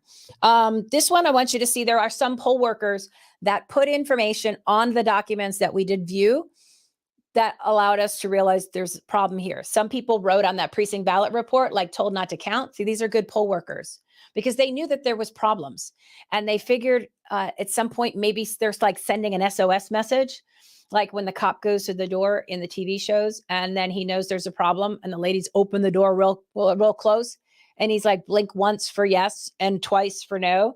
So that's kind of how we looked at this, because the poll workers were trying to send messages that thinking maybe somebody at some point is going to find this. So this poll worker, this was at a center that was literally commingled, right? Because I know the center friend of mine worked up there. It's called Desert Hills. He wrote, in protest, tabulator accuracy cannot be verified. All ballots to be audited. This is a picture of a real tape. A lot of the tapes look like this. They're ripped, they're shredded. It looks like the dog ate it. Okay. This is your official election records and your official election returns. I blocked out the names of the people only just because I don't need their names out there. But if I didn't, that's not against the law. So in case anybody is jonesing to get Michelle, no, I can share those. I just chose not to. Now, what's interesting is on the signatures, the signatures are supposed to be, the inspector is supposed to sign it, and there's 2 places on each tape that's supposed to be signed. The inspector is supposed to sign it, and both judges. I did not sign any tapes, okay, at my center. My inspector, because I looked and I took pictures, because I have them from every center. She signed the tapes, did not include me or the other judge. That's against the procedures. Okay. Now, what's interesting of the section here that's missing is the protective counter close and the serial number for the tabulator, because they didn't want you to know another tabulator was coming. That's in there. So we found another tabulator for this center. So if you don't have the serial number, well, then maybe they just won't know there's another tabulator. So this one, I think, had at least 3. So the protective counter numbers, real quick for you guys, in case you don't know what that is, it's like an odometer. So when we open up the polls and we print out a tape, it's called a 0 tape, because there should be 0 votes tabulated on it. So you have the protective counter is a lifetime counter of votes that are put onto the tabulator. So let's just say, for example, it started with 100. So just like an odometer, you have 100, you go 50 miles, it should then be 150. Well, on this close at the end of the night, when we close the machine out, the protective counter, which will be the cumulative number of the start plus the votes for the day, should be the protective close. Now, that's missing on here. They didn't want you to see it. So they just said, we're going to rip it. And, or that's more than ripping. I'm not sure. I want to meet the person that did that. Hopefully they'll be in orange, but we'll be on that, the phone with the glass. But the protective counter, in 105 different tabulators, the protective counter number is wrong. Okay, it's off by anywhere from 1 to 28. And we've only found 105. I know there's more, but until I can go through them and see them myself and I can document them and prove to everybody else. So far, I've only found 105. But again, I know that there's actually more. So there's 105 tabulators. Now, the purpose of a protective counter, when it's a fraud prevention measure, when the protective counter doesn't add up. So if it's supposed to it starts with 100, you have 50 votes. It's say 150. 105 of those did not equal the number that it needed to be. It's a fraud prevention measure. That means something is wrong with the machine. There's multiple things that can cause that, but what it means is you cannot trust the results because it's not tabulating correctly. Something is wrong with the machine. It's like an alarm that goes off. And then then you're supposed to investigate what caused the protective counter number to be off. Is it because it didn't count some of the votes? Is it because of a paper jam? Is it because of multiple reasons? But there's 105 of the 446 that they told you about. You can add on top of that the 28 that we found. None of this has ever been mentioned. None of it's ever been talked about. Certainly isn't any of those movies that were designed to distract. All right, Christy, what do we got? 5 more minutes? 2 minutes? She go to lunch? All right, I'll keep going until she comes back on. Oh, there she goes. All right, so this one is standing stones. Now, do you see that blue tape? That's not part of the inspector's kit. You don't take blue tape and tape tapes together. Okay. So what this is 2 totally different tabulators. Okay. If you have a tabulator that needs to be replaced, because they have to be, if they malfunction, you have to immediately repair or replace. None of them were replaced correctly. Some of them were actually turned on later on in the day. Oh, that one where you saw the little Post-it, they didn't turn that tabulator on until 3 o'clock in the afternoon. So how could you say it wasn't working properly if it wasn't on? Okay. A lot of these tabulators, I'm not kidding you. A lot of these tabulators, when they say they weren't working, they never turned them on, or they were on and they never put a ballot in to actually have a ballot go through it until the afternoon. So how are you supposed to say that it was the printer's fault when you never ran a ballot through the tabulator till 2 in the afternoon? Okay. Because according to the county's own documentation, between 8:30 and 9 o'clock, they concluded that the problems they were having at the centers were due to the printers and not the tabulators. I have tabulators coming in those centers all day long. So if you had no problems with the tabulators and your problems were the printer, why are you replacing tabulators and not telling anybody? Okay. Why are you not putting ballots through tabulators and then blaming the printers? Why are your tabulators not being turned on till 1, 2, 3, 4 in the afternoon? And we have a record of this because the machine tells you. It sings like a bird because it's a computer. And in those log files, it tells you every single action that computer takes. See, when I say that it was never the printers, I can prove it with the machine's own documentation and the results that come out from these tapes. Okay. And the fact that I keep finding tabulators that are being replaced all day long. But it's a printer problem. Okay. See, it's all a lie, all a lie to distract. And it keeps getting worse for them. And it's amazing. Nobody wants to talk about this. Now, could you imagine if you brought this into court? You don't even need to be an attorney. Bring this into court, Carrie Lake or Abe Hamadeh. This election would just go, they'd have to overturn it. Okay. Because you cannot trust any of the results.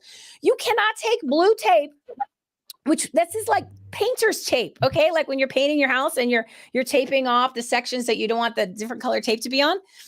There's 2 different tabulators there. So what they do on these, so a lot of the times what they do is they take the tapes and they rip them, and then the top of the tapes are missing. So I'll have the top of one tape, meaning the PC open of one tape. And then I'll have because it goes PC open, right? Because it has zeros. Then it has the PC open where we're supposed to sign.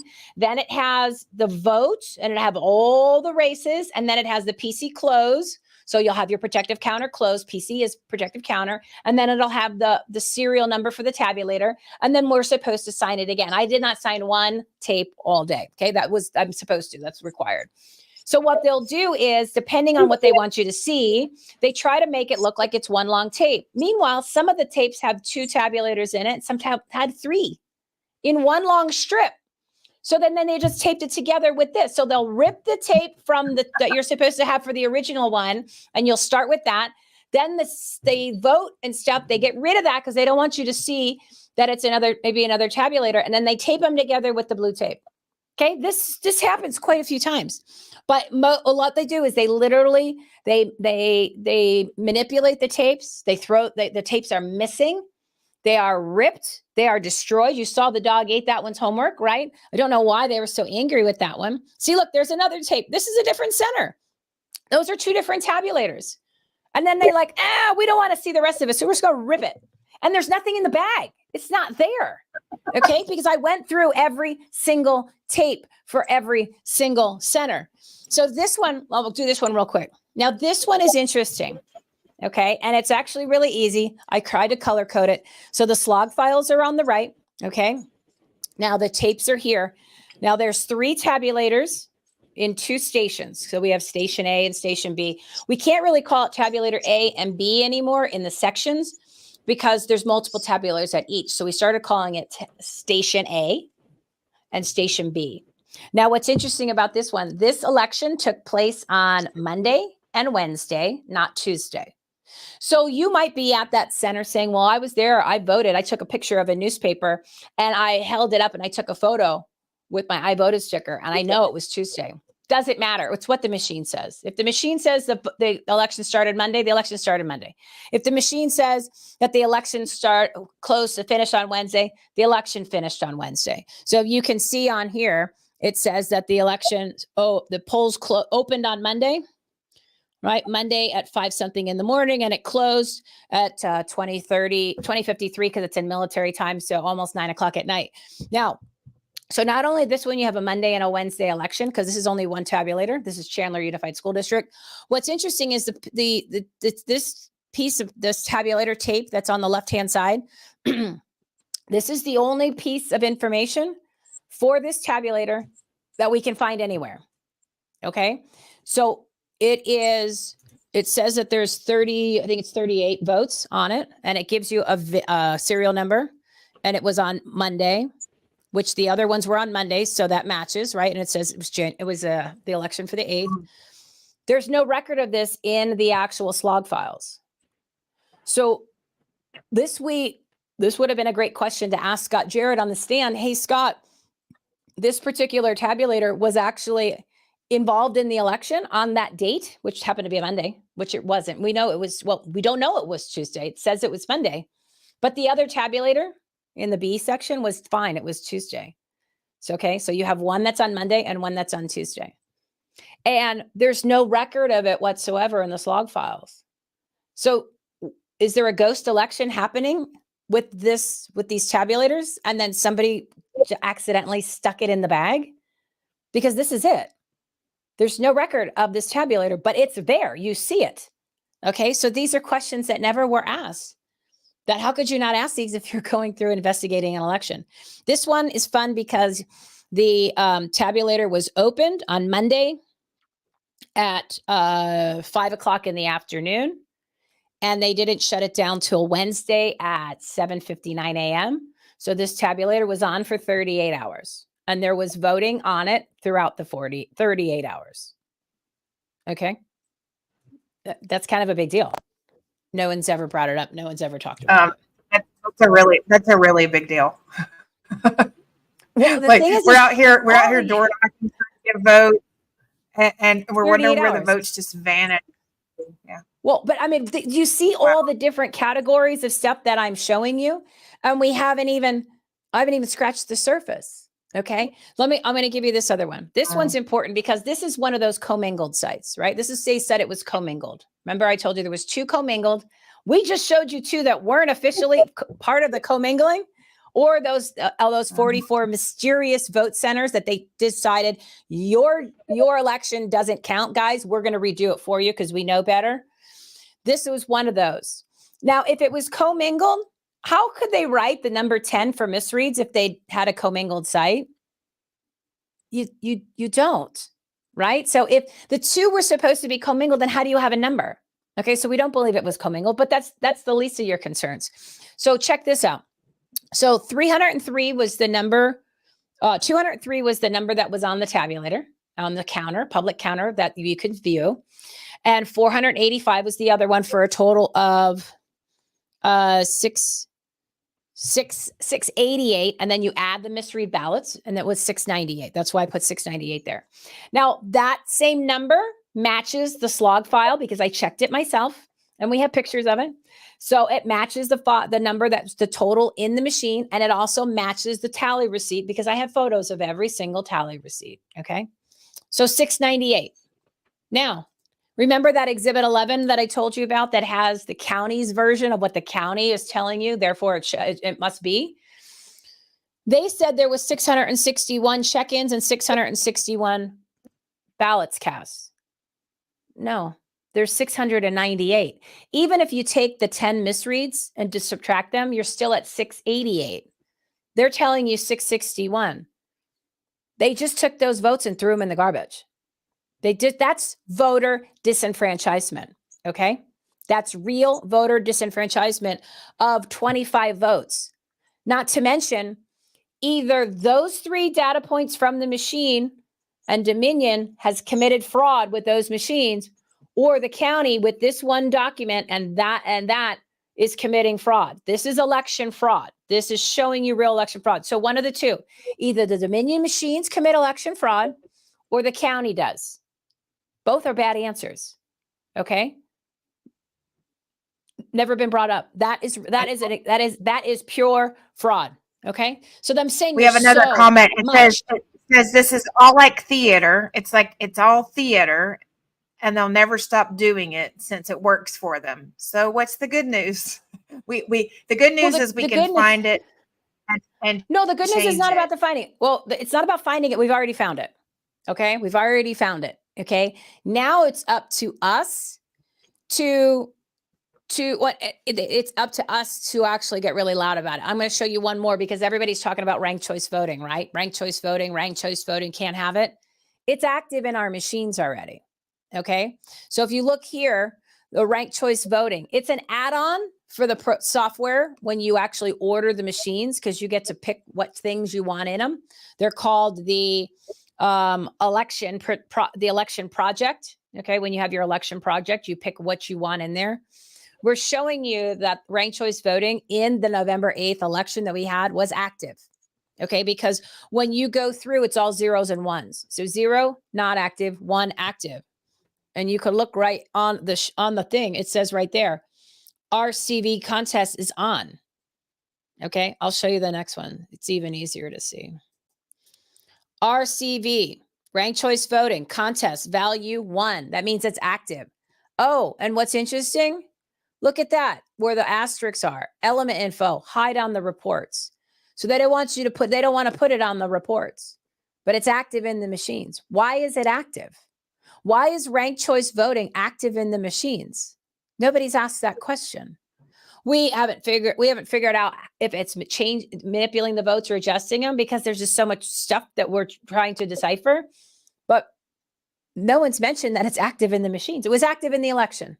Okay, it's proof right there. This is the computer telling you, hi, ranked choice voting's active. And on this particular one, Central Kristen Gilbert, this is where we're showing you that Abe won with only 1 tabulator, because if you look on the precinct ballot report, you will see where it wrote 1802. This is called the Williamson County anomaly. And above that, you'll see the 751. And then, of course, the bubble pack seal where the asterisk is. It shows you right there, there's no security seal. Right, security seal on the memory card baggie. That's great. Plus the tally receipts are in there. Uh-huh. So the gist of this is, because I know you've got the time. On this particular one, because I got the precinct ballot reports in April, requested it. Takes 30 seconds to fill out the form. I got them 6 days later. I started going through them, and when we saw this, we said that's going to be a really interesting center because somebody wrote 751, somebody crossed it out. And then you have the 1802. So when I went to go pull this particular vote center up on the tally receipts, what was interesting, in this one I found a tabulator that nobody had mentioned. So this is one of the mystery tabulators that was put into the center. So there's 3 tabulators in this particular center when there's supposed to be 2. There was no documentation that there was a 3rd. And that's where you can see the serial number, right? That's the serial number. But what was interesting about this one, when you looked at the vote total, Look at the vote total, 1051. Okay. So on that precinct ballot report, the public counter number on the display was 1802. The number that the machine tabulated was 1051. What's the difference? 751. Smart poll worker. Smart poll worker noticed that the tapes didn't match the public counter, and he wrote the 751. Then somebody came in and was like, nobody needs to see that. They put the line through it, but it's still there. We could see it. So this is the Williamson County anomaly. What happens in the Williamson County anomaly, but we actually have kind of a different, we have the Williamson County anomaly and something else, which I can't tell you yet, when it comes to how the votes are different, okay? Because you have the tabulator display, public counter, doesn't always match the number that's on the tally receipt, okay? It's not always the same. It's not always the same. And it happens a heck of a lot more than 3. Let's put it that way. So what happens is they did an investigation with Dominion. And they don't know why all they know is that when the timing marks on a provisional ballot, when that goes through the machine, a provisional ballot is not to be put through a machine. But if it is put through the machine, what will happen is the machine freaks out. And then what it'll do is it'll spit out the ballots. Sound familiar, right? It spits out the ballots. And then at sometimes, and they don't know how long it lasts. They don't know how to stop it. They don't know what causes it to actually freak out like this, other than when there's provisional ballot coding in those timing marks, which are, I do this because it's the timing marks that are around the edges, right? The coding. So when you put a ballot in, what happens is it takes the ballot after the one ballot triggers the insanity. You put the next ballot in, the little ding goes ding. We can see it in the computer printout, which this is a copy of a slog file, so we can see the ballot being accepted. And then sometimes what it'll do is the ballot will go through, it'll ding.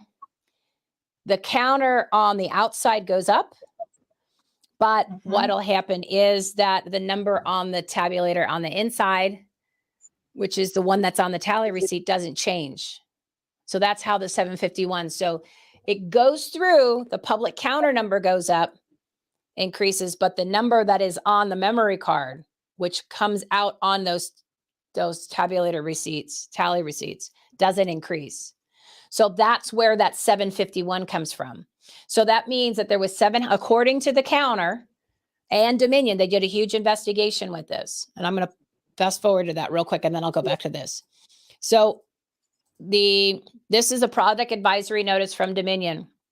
Basically, they did a huge investigation. The EAC got involved. Pro V&V got involved. They got to do this huge investigation. They said the only thing that we can come up with basically is the provisional ballot.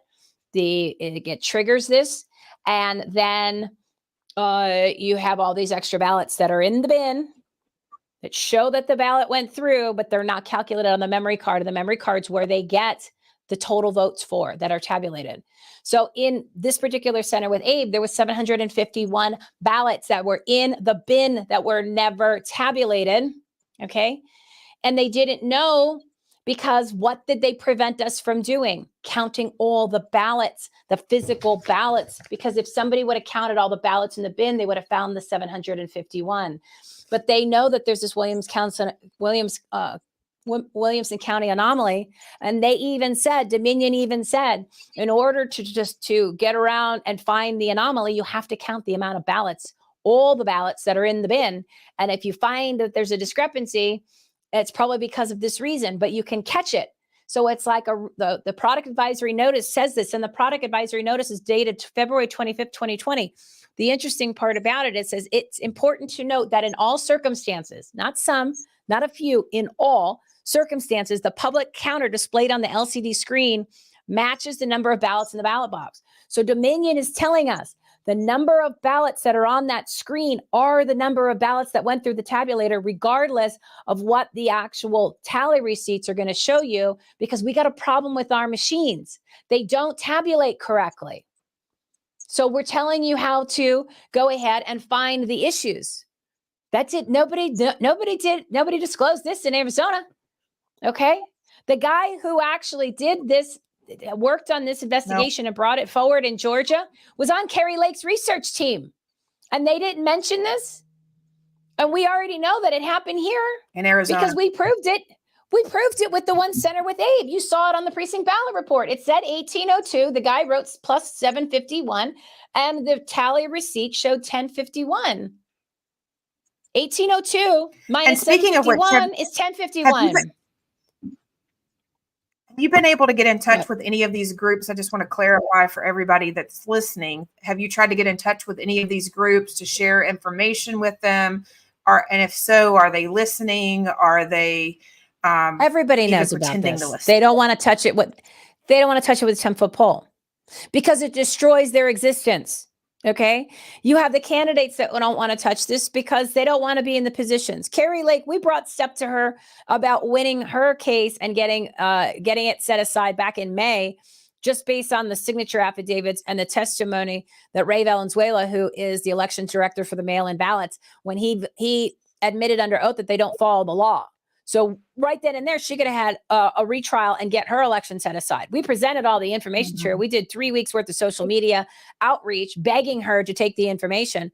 I did a Substack Take Action Toolkit. We did spaces on it.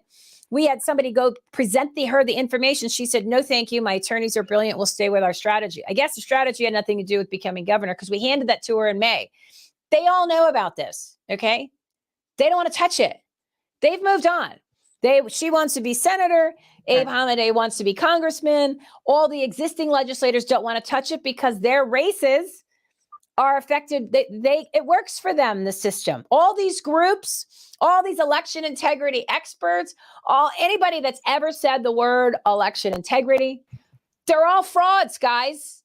Okay, because they didn't do this. They didn't, especially here in Arizona. But everybody loves to put their little nose in Arizona.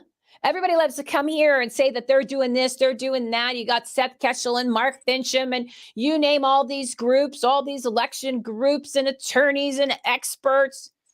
Did they do this? You don't even have the candidates and the attorneys that have done this. You can't even go into court without this information because this is the fundamentals of the election. Having these tapes and those precinct ballot reports and the fundamental laws, which is 18 or 16-564. Do you mean Senator? Yes, they all know. They all have these documents. Yeah. Everybody, they're all in on it. Okay.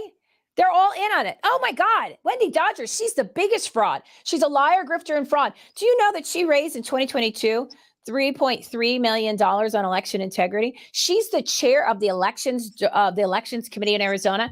And we asked her when she came to speak to one of our legislative district meetings in March, because we were giving her a hard time, holding them accountable on social media and Twitter and saying, why don't you investigate the November 8th election? This is in March of 2023.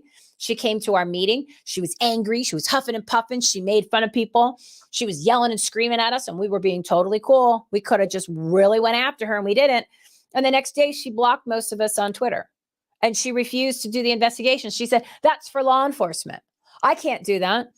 What do you think committees do when they are in the House, the Senate and the House? Their whole point's investigating. She has meetings all the time, but she didn't want to investigate it because she's a part of it. They're all in on it. This is called the Uniparty because it works for them. Okay. You have candidates. If you have somebody running, they're running for 2 reasons. One, they've been chosen. They've been spoken to. They've been chosen. They've been told to run. They will win. And if they haven't been spoken to, they're running because they know that they have no chance to win, because we don't get to decide who wins. We don't get to decide the results. We don't participate in that. Okay. We're showing you how the system runs. And this is just the tip of the iceberg. So the other reason somebody runs is for microphone and money. That's it. But especially if you're running in a federal position, you can take the salary of the race that you are running for from the fundraising dollars. So that's why you have people running for Congress every 2 years and could care less if they win, because they take the salary, $180,000, $180,000. Plus then they fly around for free and they do everything else that they want to do, and everything paid for by the campaign, which is your donations. Okay. So these people are all frauds. Every single one of them, because this should have been done in 2020. Okay. The election in 2020 should have been set aside by just violating simple statutes that we showed you earlier in the thing, not including, they didn't count the ballots. 2020, I'm going to show you one about 2020. You guys are going to throw up. Now watch this. And you think you got all these attorneys, and there's more about Abe's. There's more. Abe's is, but watch that. Episode 231. Episode 231, it goes into detail, and it's really quick. All right, this is going to really piss you off, okay? So in 2020, this is a Canvas report, okay? This is all public information. This is on page 85 of the Canvas report for the 2020 general election. This is Trump's deal, okay?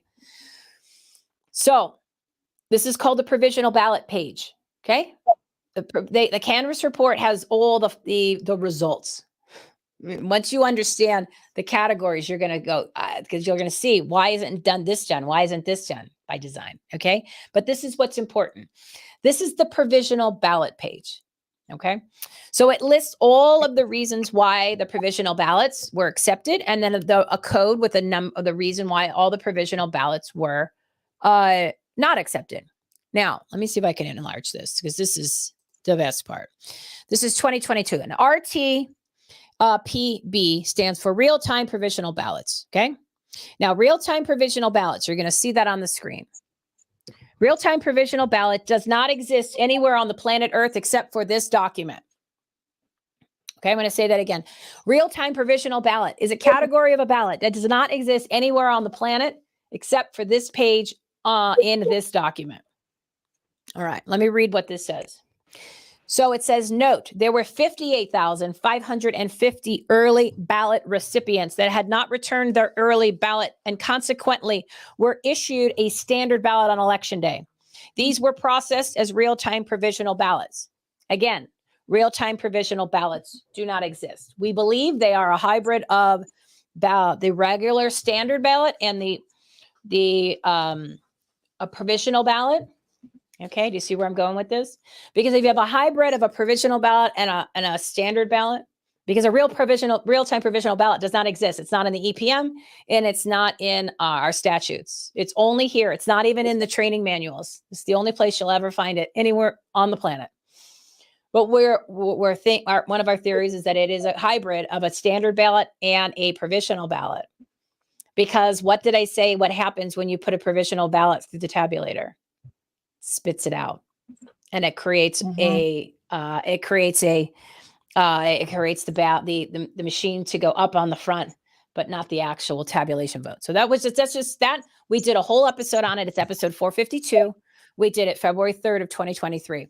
Now, and where can they find the episodes again, Michelle? Rumble. Michelle, where everything's on Rumble, and you go to Save My Freedom on Rumble. So 452. We did it over a year ago. That's the real-time provisional ballot. And then it has the video of me going to MTech for the first time. So that was fun. When I went down there, because I went down there not knowing that I had to put in a public records request, because in page 9 of the report that I had mentioned earlier, it says, if you want to see the precinct ballot reports and the tally receipts, you can come down here and view them in person. So Leo goes, we're reading the report, and it said to do that. And he goes, well, why don't you go? I said, okay. So one day after I had lunch with a friend, I drove downtown, I showed up, and I rang the little bell, and that's the rest of that's on the videotape. It's fun because I don't think anyone's ever just showed up before, but it was an interesting encounter because you could tell something smelled a little fishy, right? So back to this. This is why this is so important. Okay. So there were 58,550 early ballot recipients. That means people that were on the early ballot list that received early ballots, but they didn't return them. Okay. That means they didn't mail them in. So when they came in to vote, they were issued standard ballots on election day. According to the law, remember the good old law, the ARS statute 16-579. At the time, the law stated that if a voter or a ballot recipient received an early ballot and does not turn it in advance of the election or surrenders it the day of the election prior to voting, they are to be issued a provisional ballot. The fact that the county issued 58,550 of those people standard ballots, every single ballot is illegal. If this would have been brought into court in November of 2020, the entire election would have been set aside. No ifs, ands, buts about it, because you cannot issue somebody a standard ballot when they need to be issued a provisional ballot. This is 2020. You can't tell me that all these real smart, multi-million dollar getting paid attorneys didn't know this in the whole country, especially Arizona. Okay. And this is the first time that you guys are hearing of this. And you want to tell me that all of these people that have been doing all the investigations, that have been taking all your money and election integrity, they're all legit. They don't know this.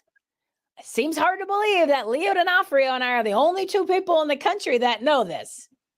Okay. Seems hard for me to believe that. Now can you imagine if this was actually done in November, brought up, election set aside, you and I would be having this conversation. Okay. See, that's what I'm saying. This stuff, in order to turn over elections and to expose, and then we're explaining what really happened November 8th is the entire election system operation. And it's so simple. So simple. It's not some magical satellite with a Chinese guy with a drone who's got a tabulator that flipped the vote from A to B to duh, or these ballots that came in on the Chinese Korean air flight, and then they didn't have the special seal with the whatever. What seriously? That's over here, because they don't want you to look here, which is literally right in front of your face. Okay? Because when you see how simple this is and how basic this is and how bad this is, none of this is top secret. This is all public information. And this is all part of the actual election system here in Arizona. So in order to even look into understand what happened with an election, you have to look at this stuff. This is the basics.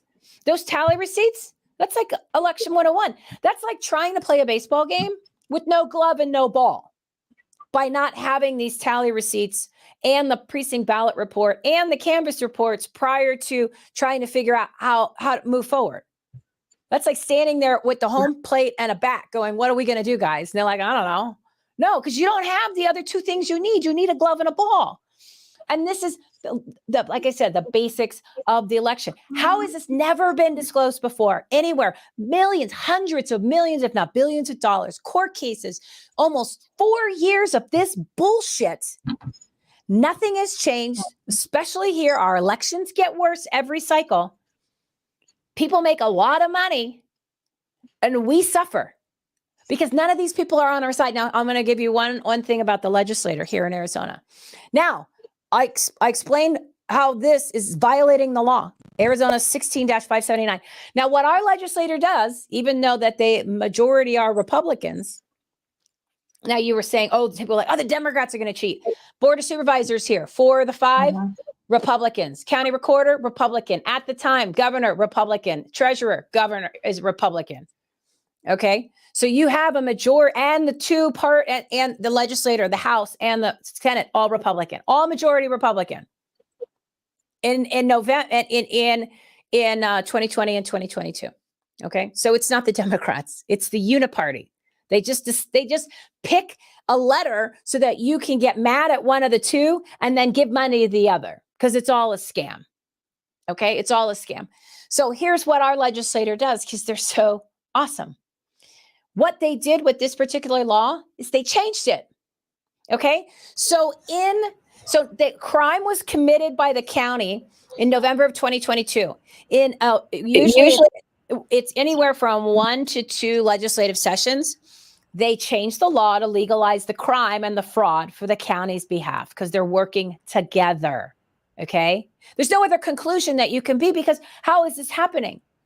You have the assistant attorney general that's overseeing all these things, but this has never even come up in her own clients' court cases. And this has never been brought up, that these things are going on in elections while she was overseeing the elections integrity department as the election integrity hawk. There's no way you don't know this is going on.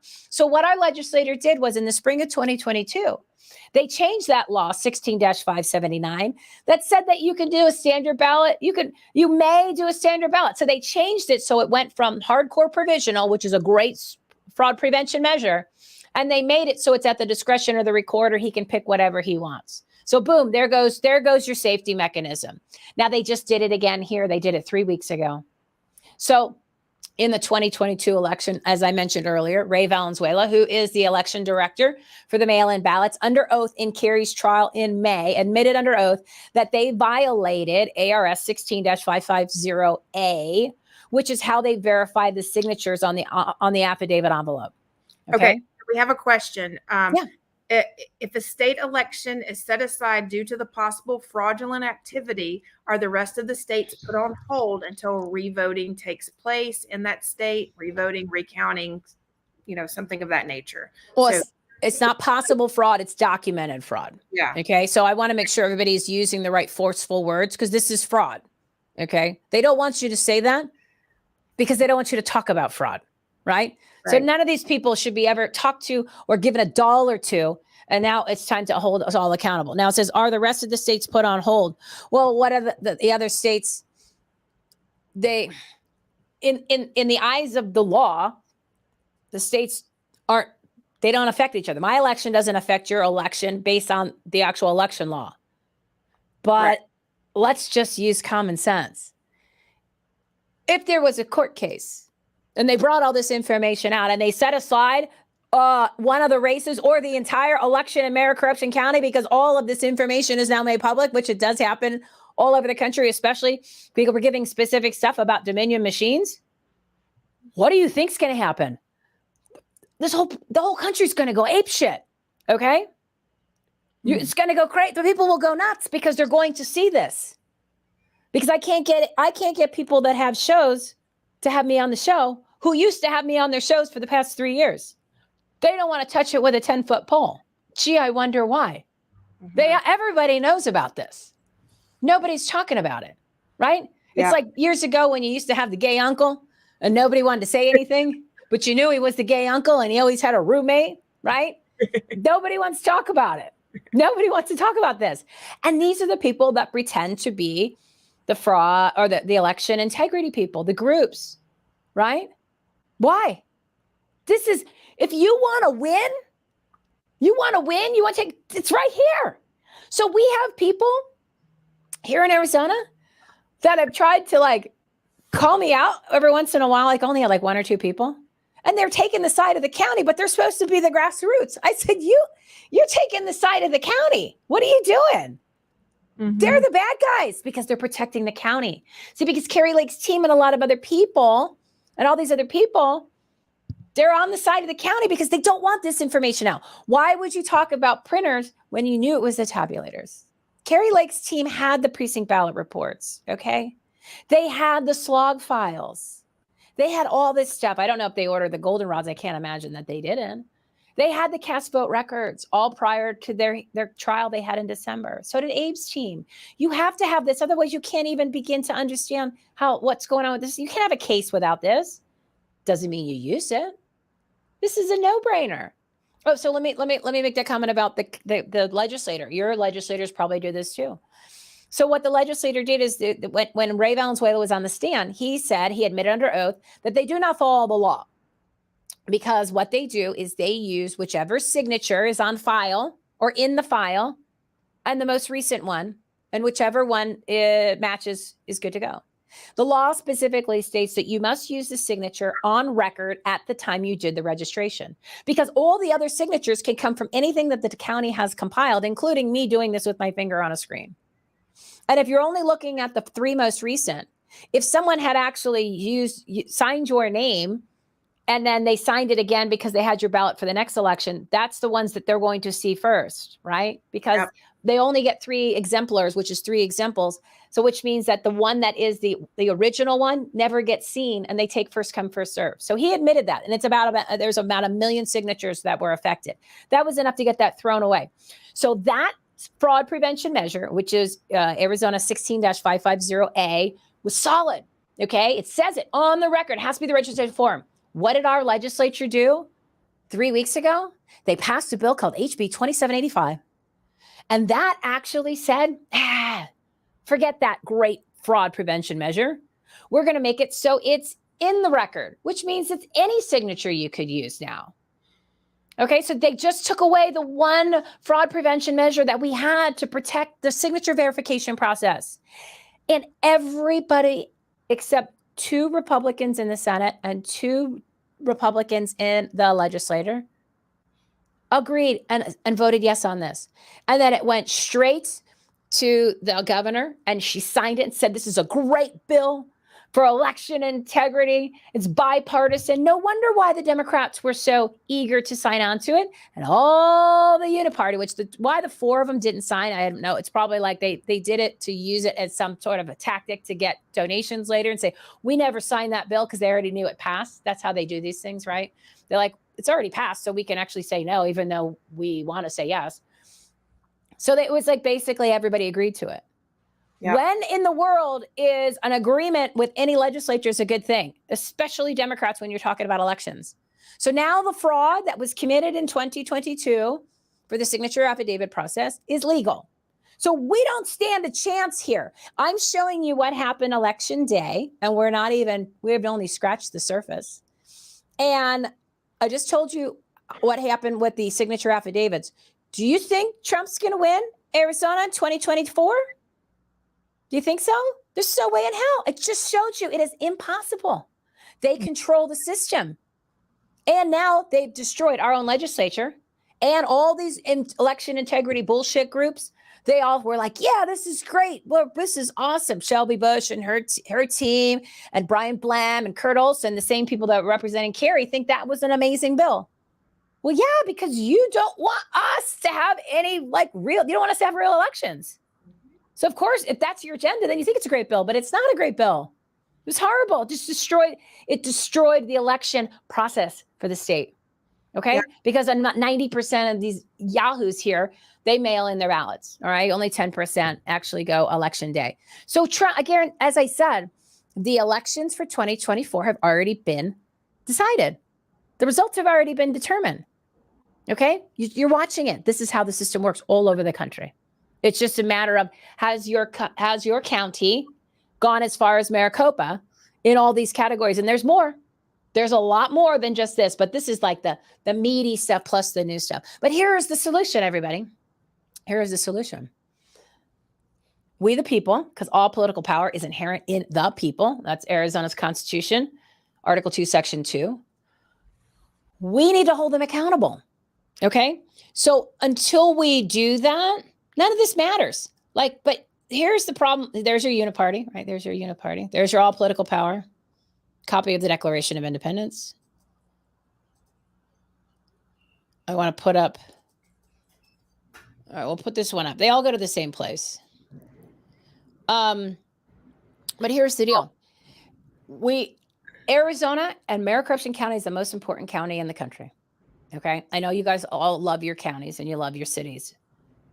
But it only takes one to have an election, not the whole election, even if it's one race set aside. And this whole thing again, the string with the sweater, it's gone in seconds. Because then it becomes all of this information. There's no disputing it. Okay. Like if you ever wanted to win an argument against somebody, you take the information that you're going to get on just the Twitter post alone and go after every single one of them because there is no disputing it. It's the county's documents. It's not mine. It's the county's official election records and the county's official election returns. And then if there's information like that's from Dominion, dude, Dominion's the one that did the investigation. They're the ones who make the machines. I'm going to believe what they say. Okay. And if we get something from the manual, it's from the Dominion manual. And if there's something from a court case, it's from the court case. Okay. This is not a summary or this is not an opinion. This is their own documents. Because if you want to win an argument, you use somebody's own words and you use their own information, especially if it's official. Mm-hmm. So here's the catch. Everybody's talking about who they're going to vote for or who's going to come to their meetings and talk. It's useless because it doesn't matter, right? So whichever or that you decide you're going to pick for your primary, because you guys didn't have your primaries yet, right? Yeah, no, they're going on actually right now. Oh, okay, so it's coming up. Yeah. So good. You'll have that out of the way so you can help me focus on Maricopa because it's the only county that matters because it's the only county that we have all this stuff. Okay, we have everything.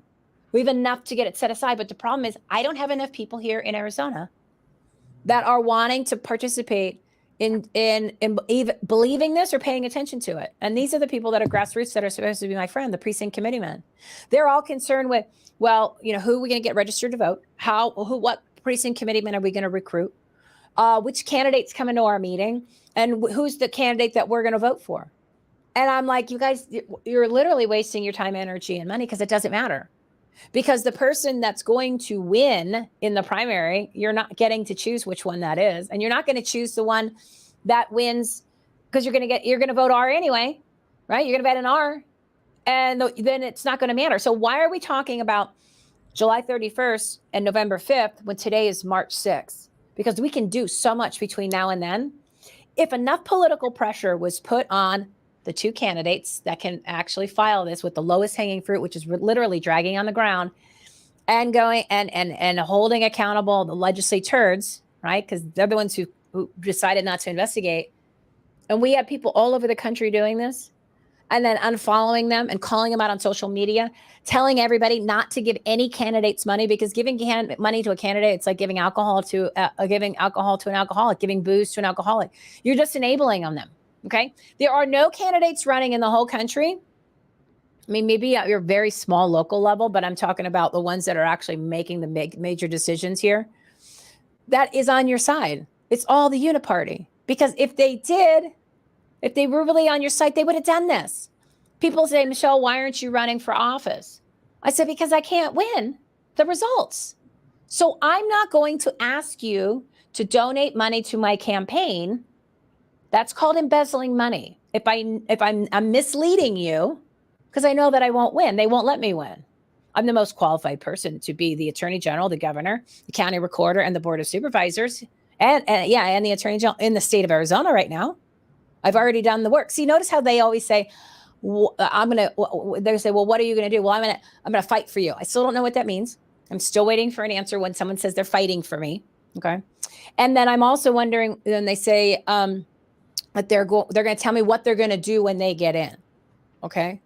I do the opposite. I do it. And then when I get in, because I've already showed you what I can do. Right.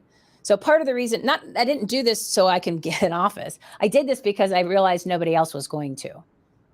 And nobody else did. Well, and it needed to happen. So there you go. We thank you, Michelle. I mean, for everything that you've done. And in terms of what can people do other than follow you? Is there a place where they can join your Substack? Is it free? Yeah. Well, here, let me do this. This is what we've put together. We put it together. So what we want people to do is go join the Substack. If you can't afford the $10 a month, right? Because the money goes to support the research, because I'm still doing the research with Leo. There's more coming. But what we've done is we've designed basically the Arizona and America Take Action Center, because all of the stuff that I've been telling people to do, I've been doing all by myself.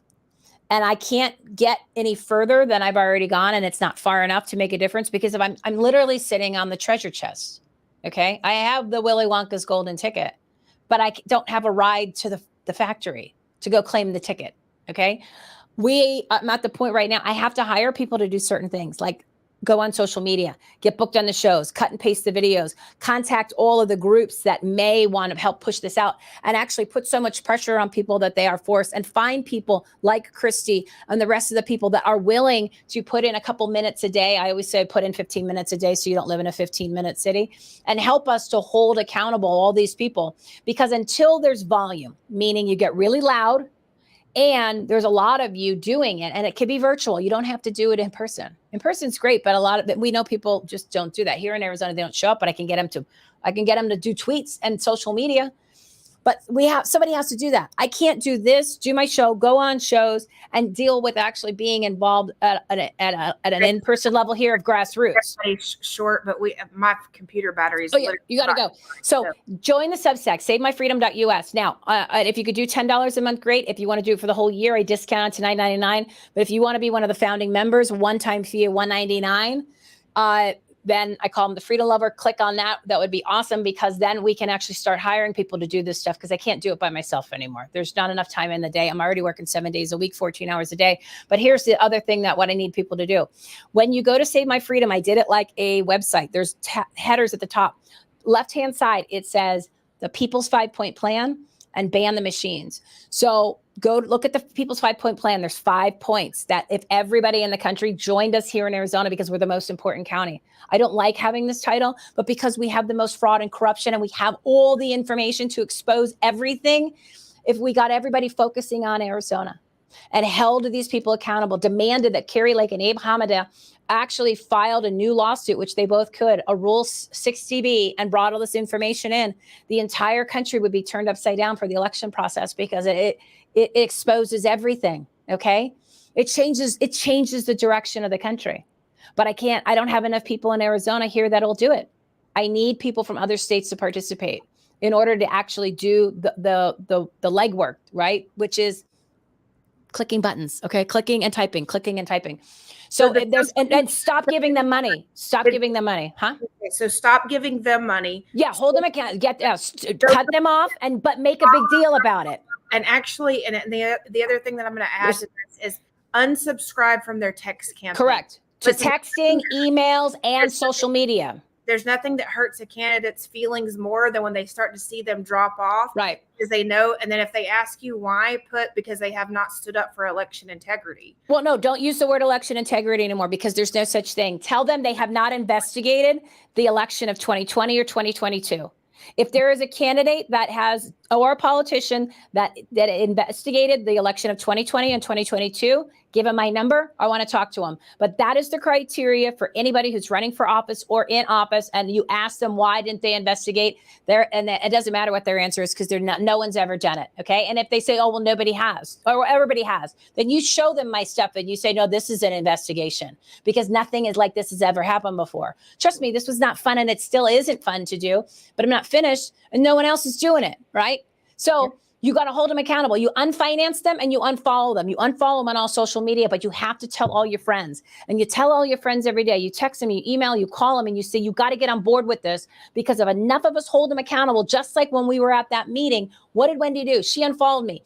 Carrie Lake unfollowed me on social media, and I hardly ever tag her. Okay. I only tag her is if she's already in the thing where you click the comment and somebody else did it. But because she didn't like that she got booed at our state meeting, and she didn't like that I was calling her out on social media, and I purposely don't tag her in my things because I don't want to I want to bring attention, but I'll write her name Fake Lake, or I'll call her a couple other names. She gets all butthurt. So then she unfollowed me. I'm the only person in the state of Arizona who's given her a path, multiple paths to actually become governor. And she has the nerve to block me. Okay.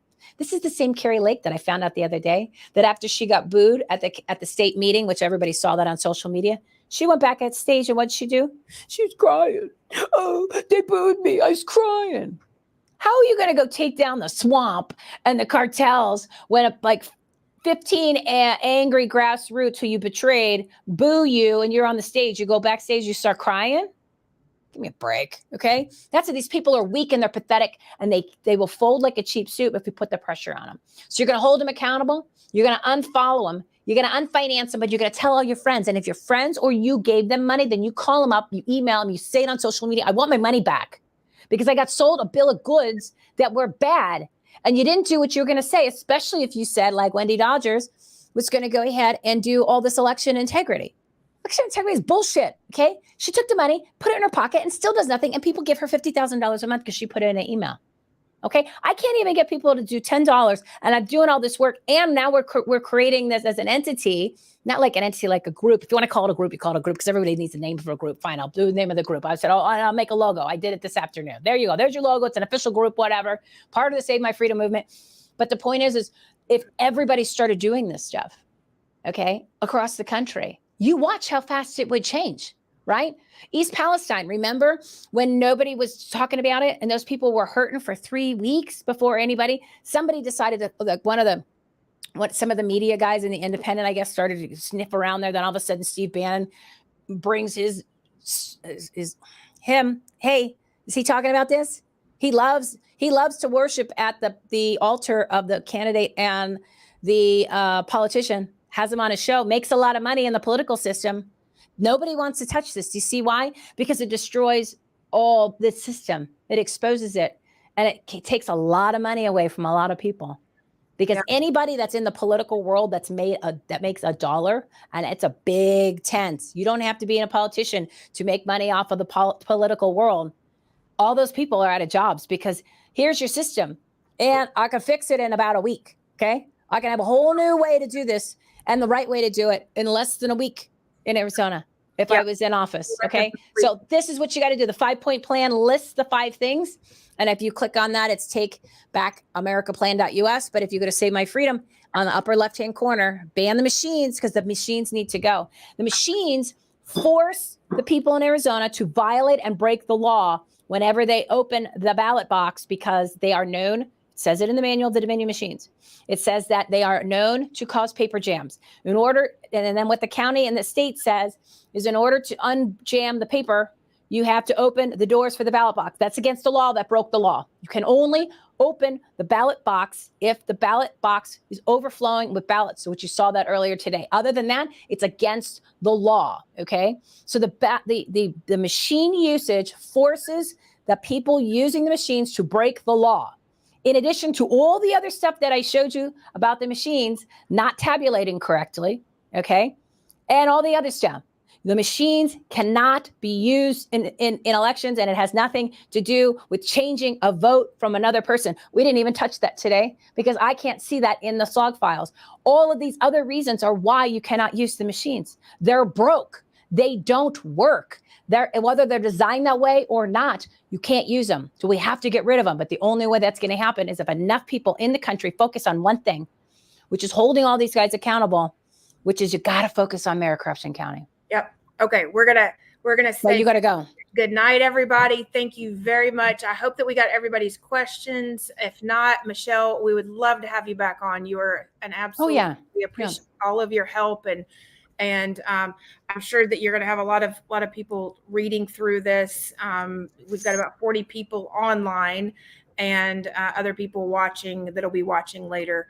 So top 3 episodes. So you had that in the beginning. 231, 259, 250. Do the Substack. Start going through the rest of them. Go to Leo's Twitter and subscribe to him and me, but just start going through his Twitter feed. You can go newest to the oldest. And then I'm working on putting together in Substacks in categories, but you'll get everything you need in those 2 spots already. Okay. Yeah. Thank you very much, Michele. And everybody, thank you for your time. I know that we went. Yeah. Thank you. Thank you for your time, and God bless you all.